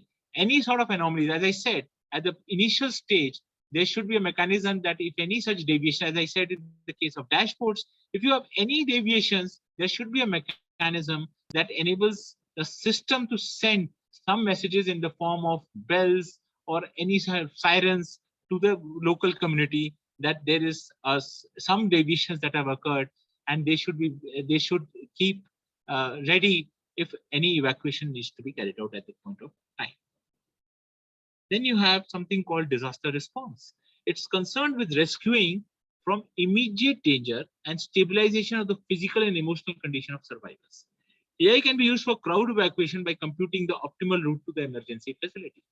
Now, it can enable you to find there can be various ways to move, because time pressure is very important. It can enable you to find the most optimal route to the emergency facility. AI can be used for resource location, allocation, and route planning of emergency supplies. Again, what is the average shortest time that can be taken while for distribution of various resources to different areas? AI can be used for real-time analysis of content and amount of information provided by the wireless devices like mobiles and social networks in order to classify data in terms of user-defined categories of needs. So there can be different needs that may arise due to some hazards or disasters. They may be needs, some may be talk about foods, some may be medical supplies, some may be in terms of hospitalization, some may look for safe zones. So it totally depends upon the type of requirement. AI can enable you to create those classes, and accordingly inputting this data will enable you to find out which type of services are required by the people who got stuck in those areas. AI can be used to design robots that can be used for search and rescue operations. They identify new environments created as a result of a disaster. As I said, robots are very much used when any disaster occurs, because they have the ability to get into the system to find various in the debris, to find if there anybody is still there or is surviving, and find a way to take that person out. AI can be used in disaster recovery. It's concerned with a set of policies, tools, and procedures for assessment, restoration, rehabilitation, and reconstruction of the disaster affected systems. AI can be used to quantitatively assessment of the damage or loss that has occurred. So AI can be used for assessing the damages and loss that have occurred. AI can be used for assessment of emergency actions and socio-economic impact due to the affected objects. And this is again very important in terms of the type of assessment of the emergency actions that have been taken and what type of social impact has created in the area where the disaster has occurred. AI can be used for recoverability assessment. How much is recoverable? And that type of assessment also can be carried out using AI. AI can be used, the images, the video, the spatial data, and the information on social media to determine the severity of impact of a disaster, which can help in developing recovery plans. Again, through imagery data, it can try to find out that how you can have those recovery plans at those places of disaster. So early warning systems for floods is one sort of disaster where you talk about giving early warning to the people who actually, whenever a flood starts, because as I said, starting of an event and leading to a disaster, there's a time enough to warn people, alert people, so that they can take remedial actions to ensure that it does not result in loss of life and property. So early warning systems are designed to disseminate relevant information effectively and efficiently as alarms or warnings to communities at risk during or before a disaster so that adequate steps can be taken to minimize the loss and damages associated with disasters. And this is an example of some, in the case of floods, you have hazard, element at risk, and vulnerabilities which are there. Then some sort of a monitoring and warning mechanism is there. Your monitoring can be in the form of rainfall, the level of river, and the warning, some sort of a decision. And that leads to some sort of a way when something goes beyond a threshold, beyond a level, then you have the value ways to disseminate that information to the various community. Dissemination can happen using radio, TV. It can happen through telephone. It can happen through bells in the form of household warnings.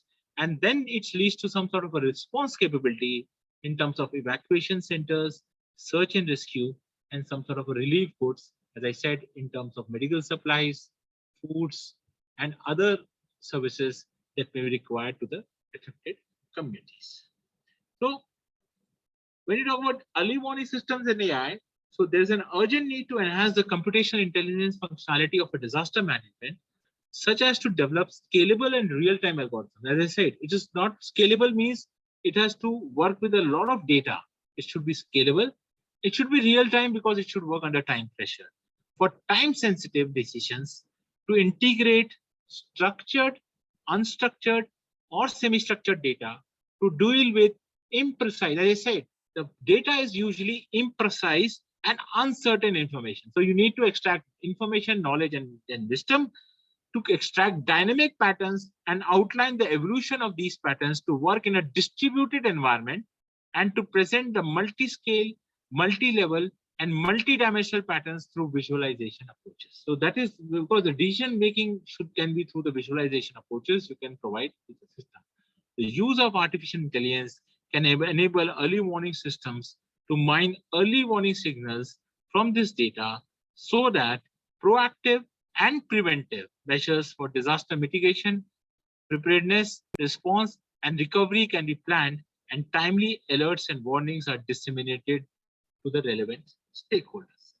So when you talk about AI, AI is not, we have perspective of AI in terms of disasters, but AI, as I said initially, AI has its own perspective where it talks about various type of work. It can be in terms of healthcare disasters. It can be talk about agricultural disasters, can be education also.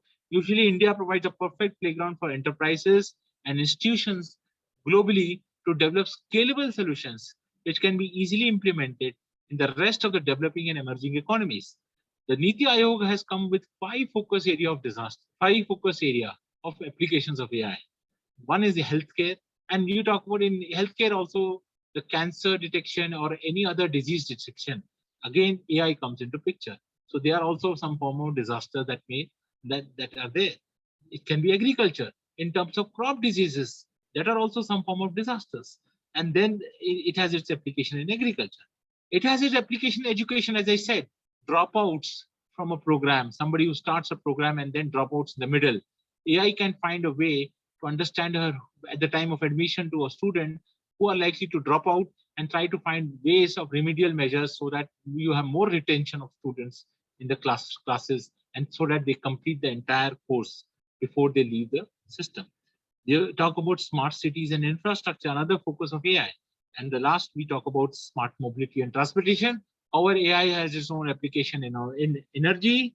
It has talked in terms of manufacturing, and these are the various other areas. As I said, disaster is not restricted to a specific area. It can occur in each and every area. As I said in the beginning, even losing a job is also a disaster. So disaster has its own perspective, and AI can be used to address, mitigate, prepare, respond, and have a mechanism to recover from these disasters. Thank you very much. Thank you, sir. Thank you for elaborately discussing data mining, artificial intelligence, machine learning, and you have beautifully explained with the examples, very interesting examples. Apart from that, you connected these concepts to the disaster management, and you also explained with the help of disaster cycle. And with this, I would like to thanks and I invite questions and queries, observations from the participants. They can write on the chat box or they can unmute themselves and they can ask the question directly.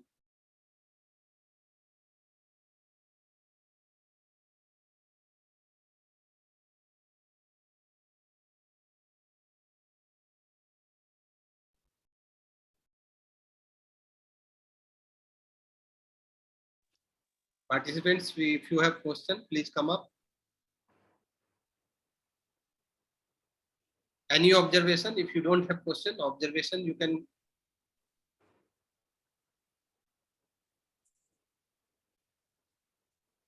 We can ask them to at least show us their faces.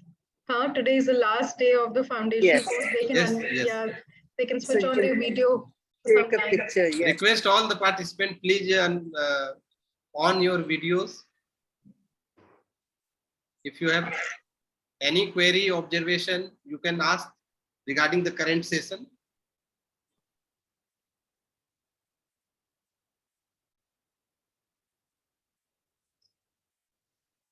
Media guys, wake up.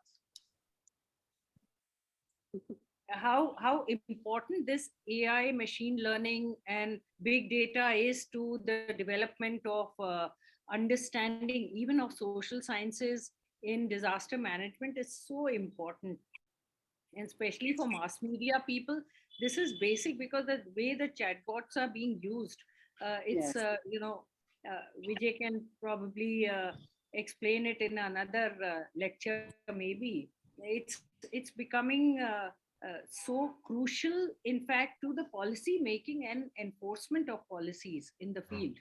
So I think it will take some time for the participants to learn about. Yes, ma'am. One question has appeared for you, sir, and the question is by Subhalakshmi. What is the role of robot during disaster, especially during flood or cyclone? Can we get some examples? No, as I said, robots can be used for reaching those places where humans cannot go, and that is what talking about earlier about the cockroaches, which are robots in the form of robots, because humans cannot reach, but they can reach, and that is what is more important. Disasters when they occur, so the idea is to find people, even if they are missing from debris. How do you locate them? And how do you find them? So robots can play a very important role in that, because they can go to places where humans cannot do. So that is where the robots are.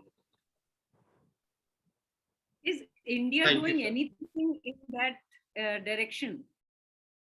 Madam, India has been, because as I said, the 5 focus areas of this thing. So one comes under smart city and infrastructure, smart mobility and transportation. So we are actually working on that concept only. When you talk about smart city and infrastructure, so when you talk about these infrastructure requirements, so even the leakages in the pipelines at home, so there also AI can be used to find out the place of leakages. They have mechanisms to put devices that can easily find out those. So even these smart city concepts, because these are the focus areas where they are working. And disaster is various areas, because I have been now started working in healthcare disasters. We are talking about radiology images we are working on to find out the occurrence of cancer. I'm working on various, through leaves, I'm trying to work on plant diseases. So how can you predict at the initial stage if there a disease has occurred in the plants or not? So there are various ways you can find. So we are trying to find a mechanism where a farmer with a decent smartphone can send images of the leaves to us anywhere, and based on that we can easily find out that what is the situation of the plant, and is there a plant is likely to lead to some disease or not. So that is early detection of diseases in plants, so that it does not disturb the other crops. So that is one work which has been happening at this point of time. So I'm trying to work on the medicinal plants also. I'm working on some radiology images, that data also, so that we are trying to find ways. I've already worked on some work on the COVID also, that how there are 4 types of diseases, how machine learning can easily to distinguish, though they cannot be distinguished. Some people may have cold, but they think they are COVID. So how do you work on the past data to find out what type of disease a person has? So that is also can be used using machine. So there is that one is, question. yes. There is question by Madhav Sharma sir. How government is investing in AI and machine learning technology at No, grassroots yeah, level? as I said, now they are. That is why I'm saying these are the 5 focus areas they are investing on. They have there these smaller NGOs or these government agencies which are now working on developing tools, systems which can address these issues. As I said, this is the initiative of Niti Aayog only. Where I talk about agriculture, the healthcare, the education. Education is one sector they want to work on, because in villages and remote places there are a lot of dropouts of students. So how do you try to find out a student when he joins a system, and how early he is going to drop out from the system? So if you can find at the early stages, then you can have the such remedial classes, remedial ways, or other sort of support to the student so that he does not drop out from the system. So education is one focus that has been taking place. Agriculture is another focus, because it's becoming agricultural land. A lot of times you lose crops due to their diseases. So how can you find early detection of disease in crops, so that not only that crop is saved, but also the crops that can be affected by those diseases to other crops can also be saved. So that is another way. Healthcare is another area, because AIMS have been working. I'm going to collaborate with AIMS on certain clinical data, because I have worked on some clinical data on syncope disease also. So I have research publications there as well. So we are working on other clinical data that can enable us to understand disease at the early stages. And that is very, very important. And AI has been used. So mainly these 3 sectors. And when we talk about smart cities, yes, smart mobility, though the Indian state is, India as a country does not provide, because of the huge population, but still there are smart cities that have been identified for smart cities, and they have been there. But major focus area have been healthcare, agriculture, and education, because this is important area. After COVID pandemic, healthcare has become a very important area. AI to be applied. I have just one question. Yes. How costly is artificial intelligence? I mean, how costly is the development of AI? See, For India? AI development is not that costly, but it is the infrastructure that is required for AI-based systems to be developed is very, very costly. That's why academic industry collaboration is very, very important. Though in the Indian context, that there is not much trust of industry on academia, but unless this collaboration takes place, you cannot benefit out of AI. For example, I say the universities, institutes may not have enough funds to buy infrastructure, and at the same time they do not have that amount of data available with them. However, the industries have infrastructure and have data, but they do not have resources in terms of manpower resources which can work on do research on their data.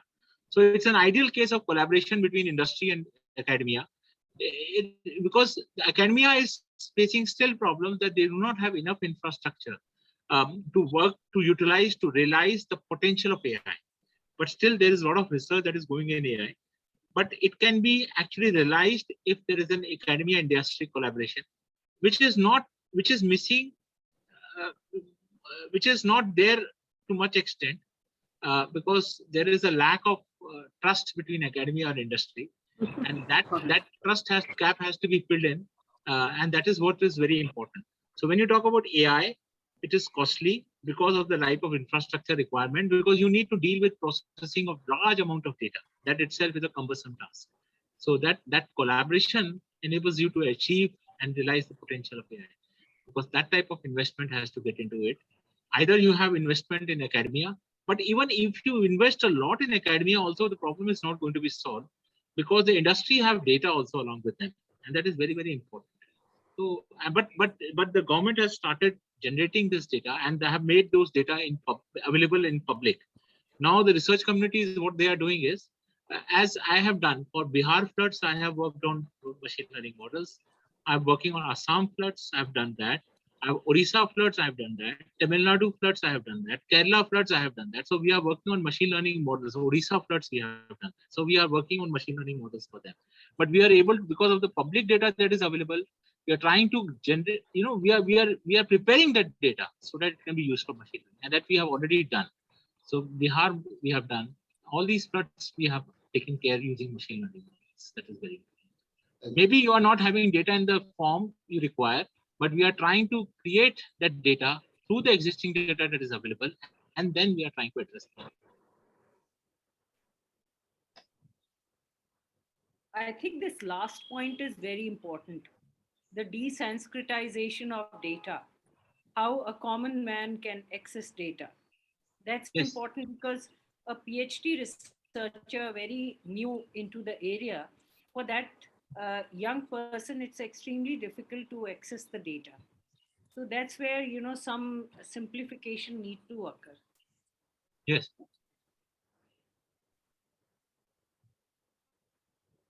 Any questions or observation?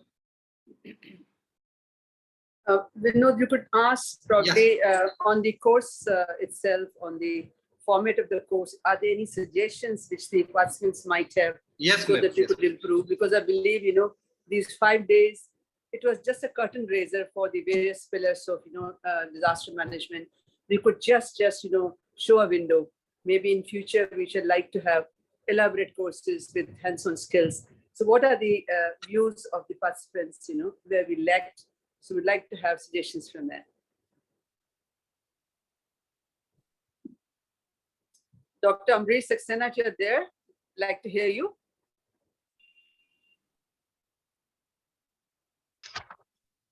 Yeah, it was a really very informative, I would say. And we thoroughly enjoyed, and we learned so many things, particularly the way, just now the speaker was explaining the importance of data, the knowledge, the wisdom and all. And particularly the most important thing, which I believe listening to most of the speakers, obviously I was not able to listen to all the speakers because of so many other things happening at my end. Basically, the information dissemination, I believe, is the first and the foremost thing. Because among all the stakeholders, among all the people who are affected by the disasters, the important thing is that the information is reaching them, not only during the time of the disaster, but otherwise also, so that that kind of sensitization happens. They understand the importance of all those things which they need to know to save themselves from any kind of possible disaster, and then they are able to take the timely decisions whenever anything happening to them. So I think there is more need to be done, and what I can make out from this 5-day session, if we can convert this to something in the physical mode, because online thing has its own constraints, we all understand. And also, I'm including myself, there are so many other things happening, and then you are not completely engaged in the session. Once the things are happening in the physical space in a workshop mode, and you are there from for 3 hours or 4 hours or whatever time you are there, then a lot of interaction and the participation can happen. So as a follow-up, if something can happen in the physical space, I think that might be having this, that the people are at different locations and they have to be at one place. But I think that will be more beneficial for everybody to learn and understand. Wonderful, wonderful. That's what is in our mind in the future. Thank you. Yeah, Dr. George Matthew is about to give us an open invitation for an offline workshop next time. Yes. And we could also collaborate with some institutions and universities, and we could, jointly work on such programs for their students, for their faculty, as we've been doing in the past. It can work both ways. Yeah. So you have the last words, Professor Amita Singh, to close it. No, I'm just waiting if anyone has to say anything. We have Dr. Nivedita Haran here. We have Rabindranath Bhattacharya here from Bardwan University. Two eminent professors with us. So please, if you have anything to say, do share. And then the closing remarks are going to be from Dr. George Matthew. The session was fantastic. As far as my session, I can tell, because it was very lively. We had very lively experience. And also the resource persons here were, I shared the platform with NDMA member. That was amazing. So I'm really not as member, but as a resource person, I can tell that I really enjoyed this session, I mean, this workshop. And also learned a lot. Yesterday I couldn't stay because of my travel to Barwan and back. But all other 3 days I was there, and I really enjoyed that. Thank you. So, Professor Rabindranath ji, we are coming to Bardwan, to the water palace of the king. Please. Next workshop in Bardwan. Of course, we can do that. No, not especially when you are now the visiting faculty of NUJs. We can think of collaborating with NUJs and ISS. I met Professor Matthew long back in Kerala, but he can't remember. I remember. I can remember, but of course he can't. So that time we used to read his article also. So that's why I remember him very well. So it will be very nice that if he comes and if you all come to Bardwan, and if we can. You have the same canteen? You have the same canteen? Yes, we have the same canteen. And also we have got an international guest house is being developed. Although that guest house where you stayed in the suite, that is also there. But that time that suite was the maximum quality guest house suite. But now we have got another guest house which will be coming up very soon. Okay. So let's see if we can organize that. So the bonus is the Rasgulla in the end.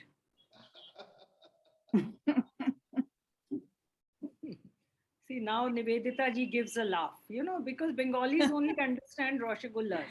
No, I'm laughing, Amita ji, because trust you to check out on the canteen and the cafeteria first. That's so like you. You always make sure that the food is good. No, on a serious note, I think this was I think it was a brilliant idea to have a course of this nature. It was a very basic course. Let's say it was disaster management 101. But I think it has given the participants and the resource persons a fair bit of idea as to what to expect from the other side and what would be needed. You see, as you talk and as you discuss, your ideas get sharpened. But as you said, I would like to suggest that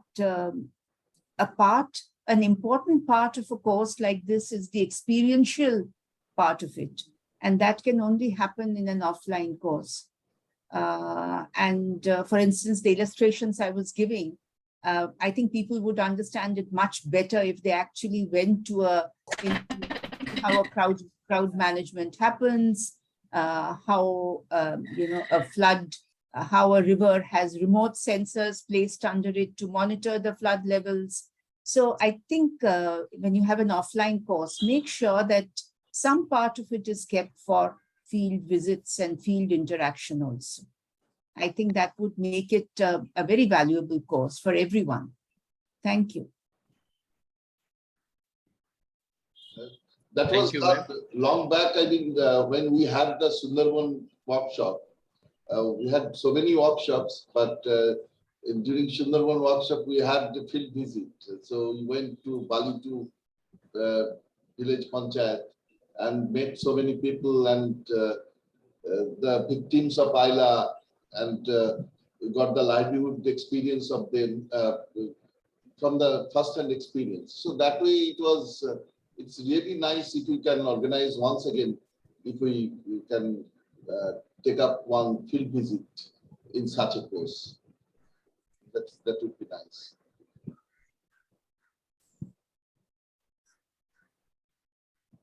The solar energy experience of extremely poor people living in thatched cottages, straw huts.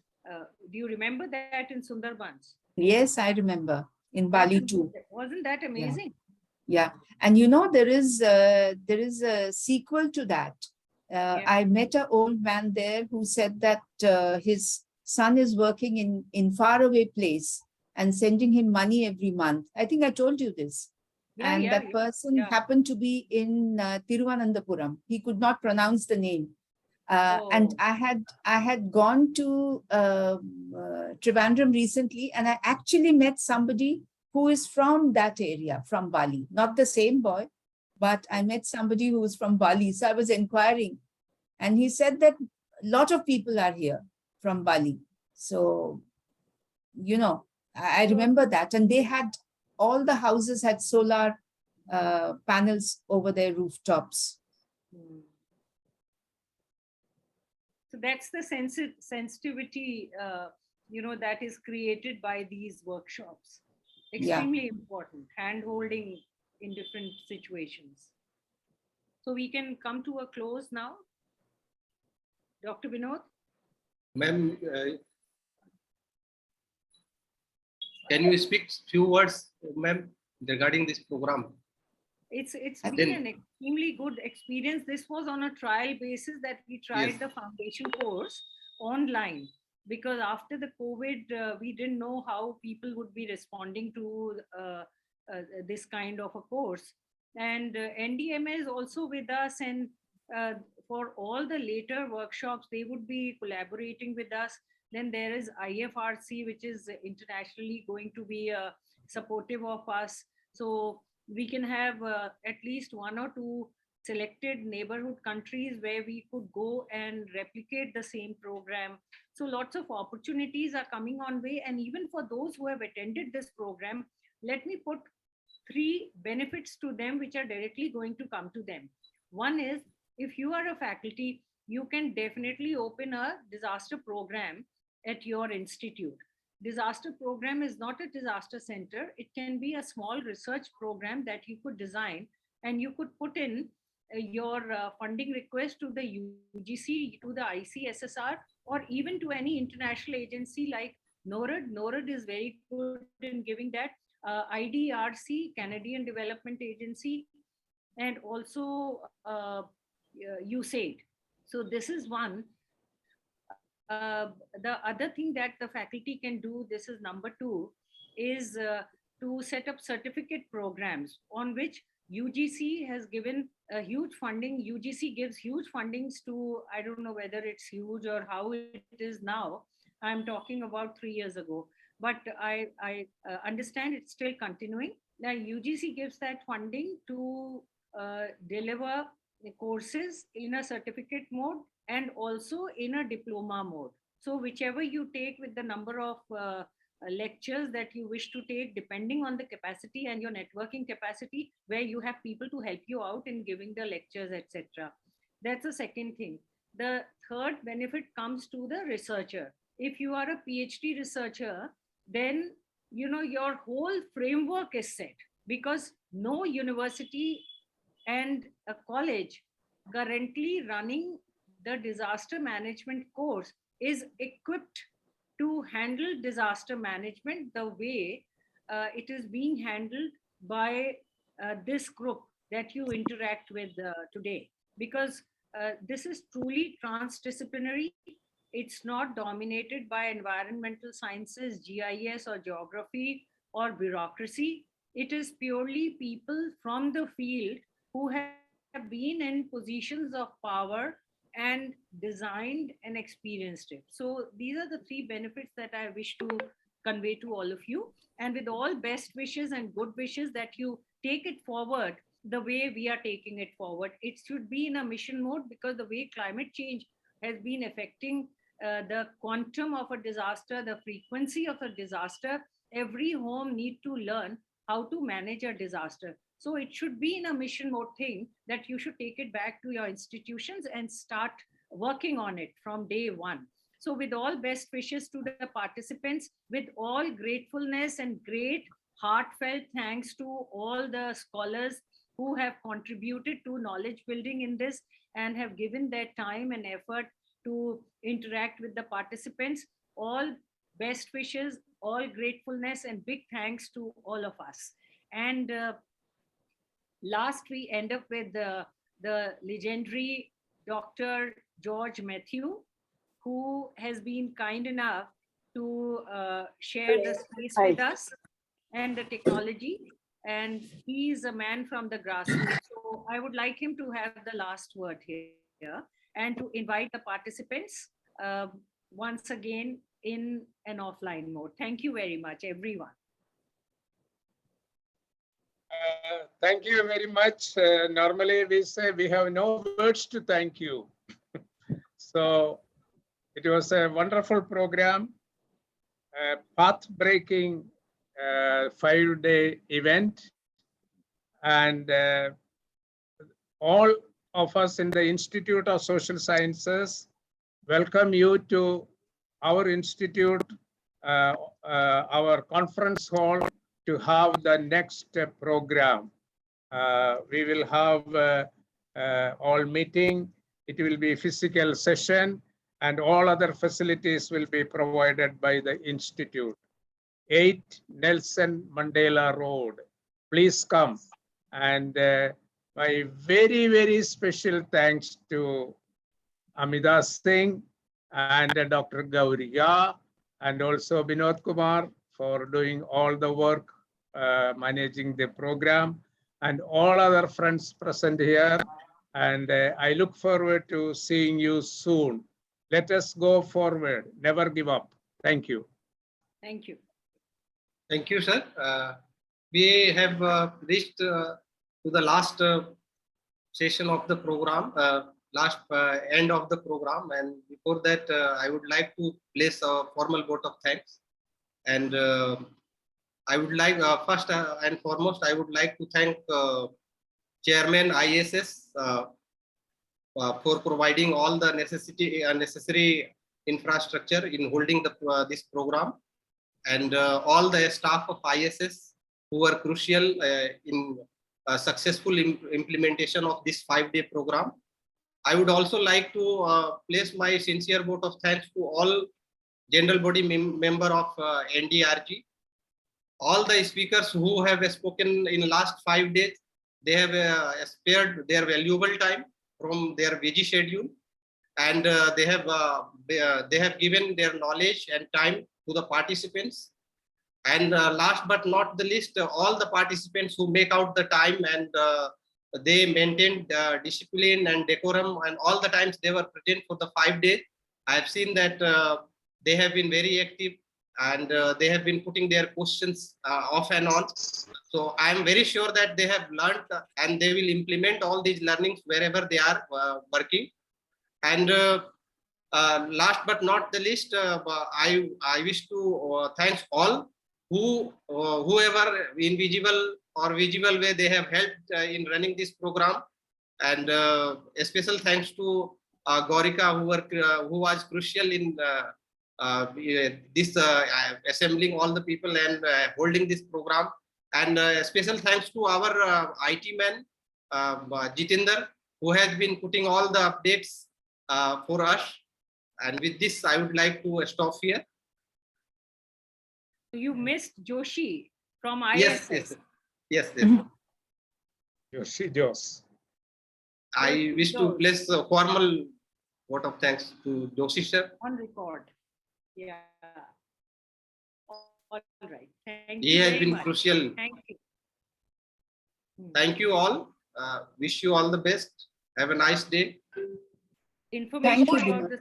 Before we end, can we ask everyone to please switch on their video? Yes. Just One take for a the, at least for screenshot. photograph. Please on your video so that we can click some photograph for future recordings.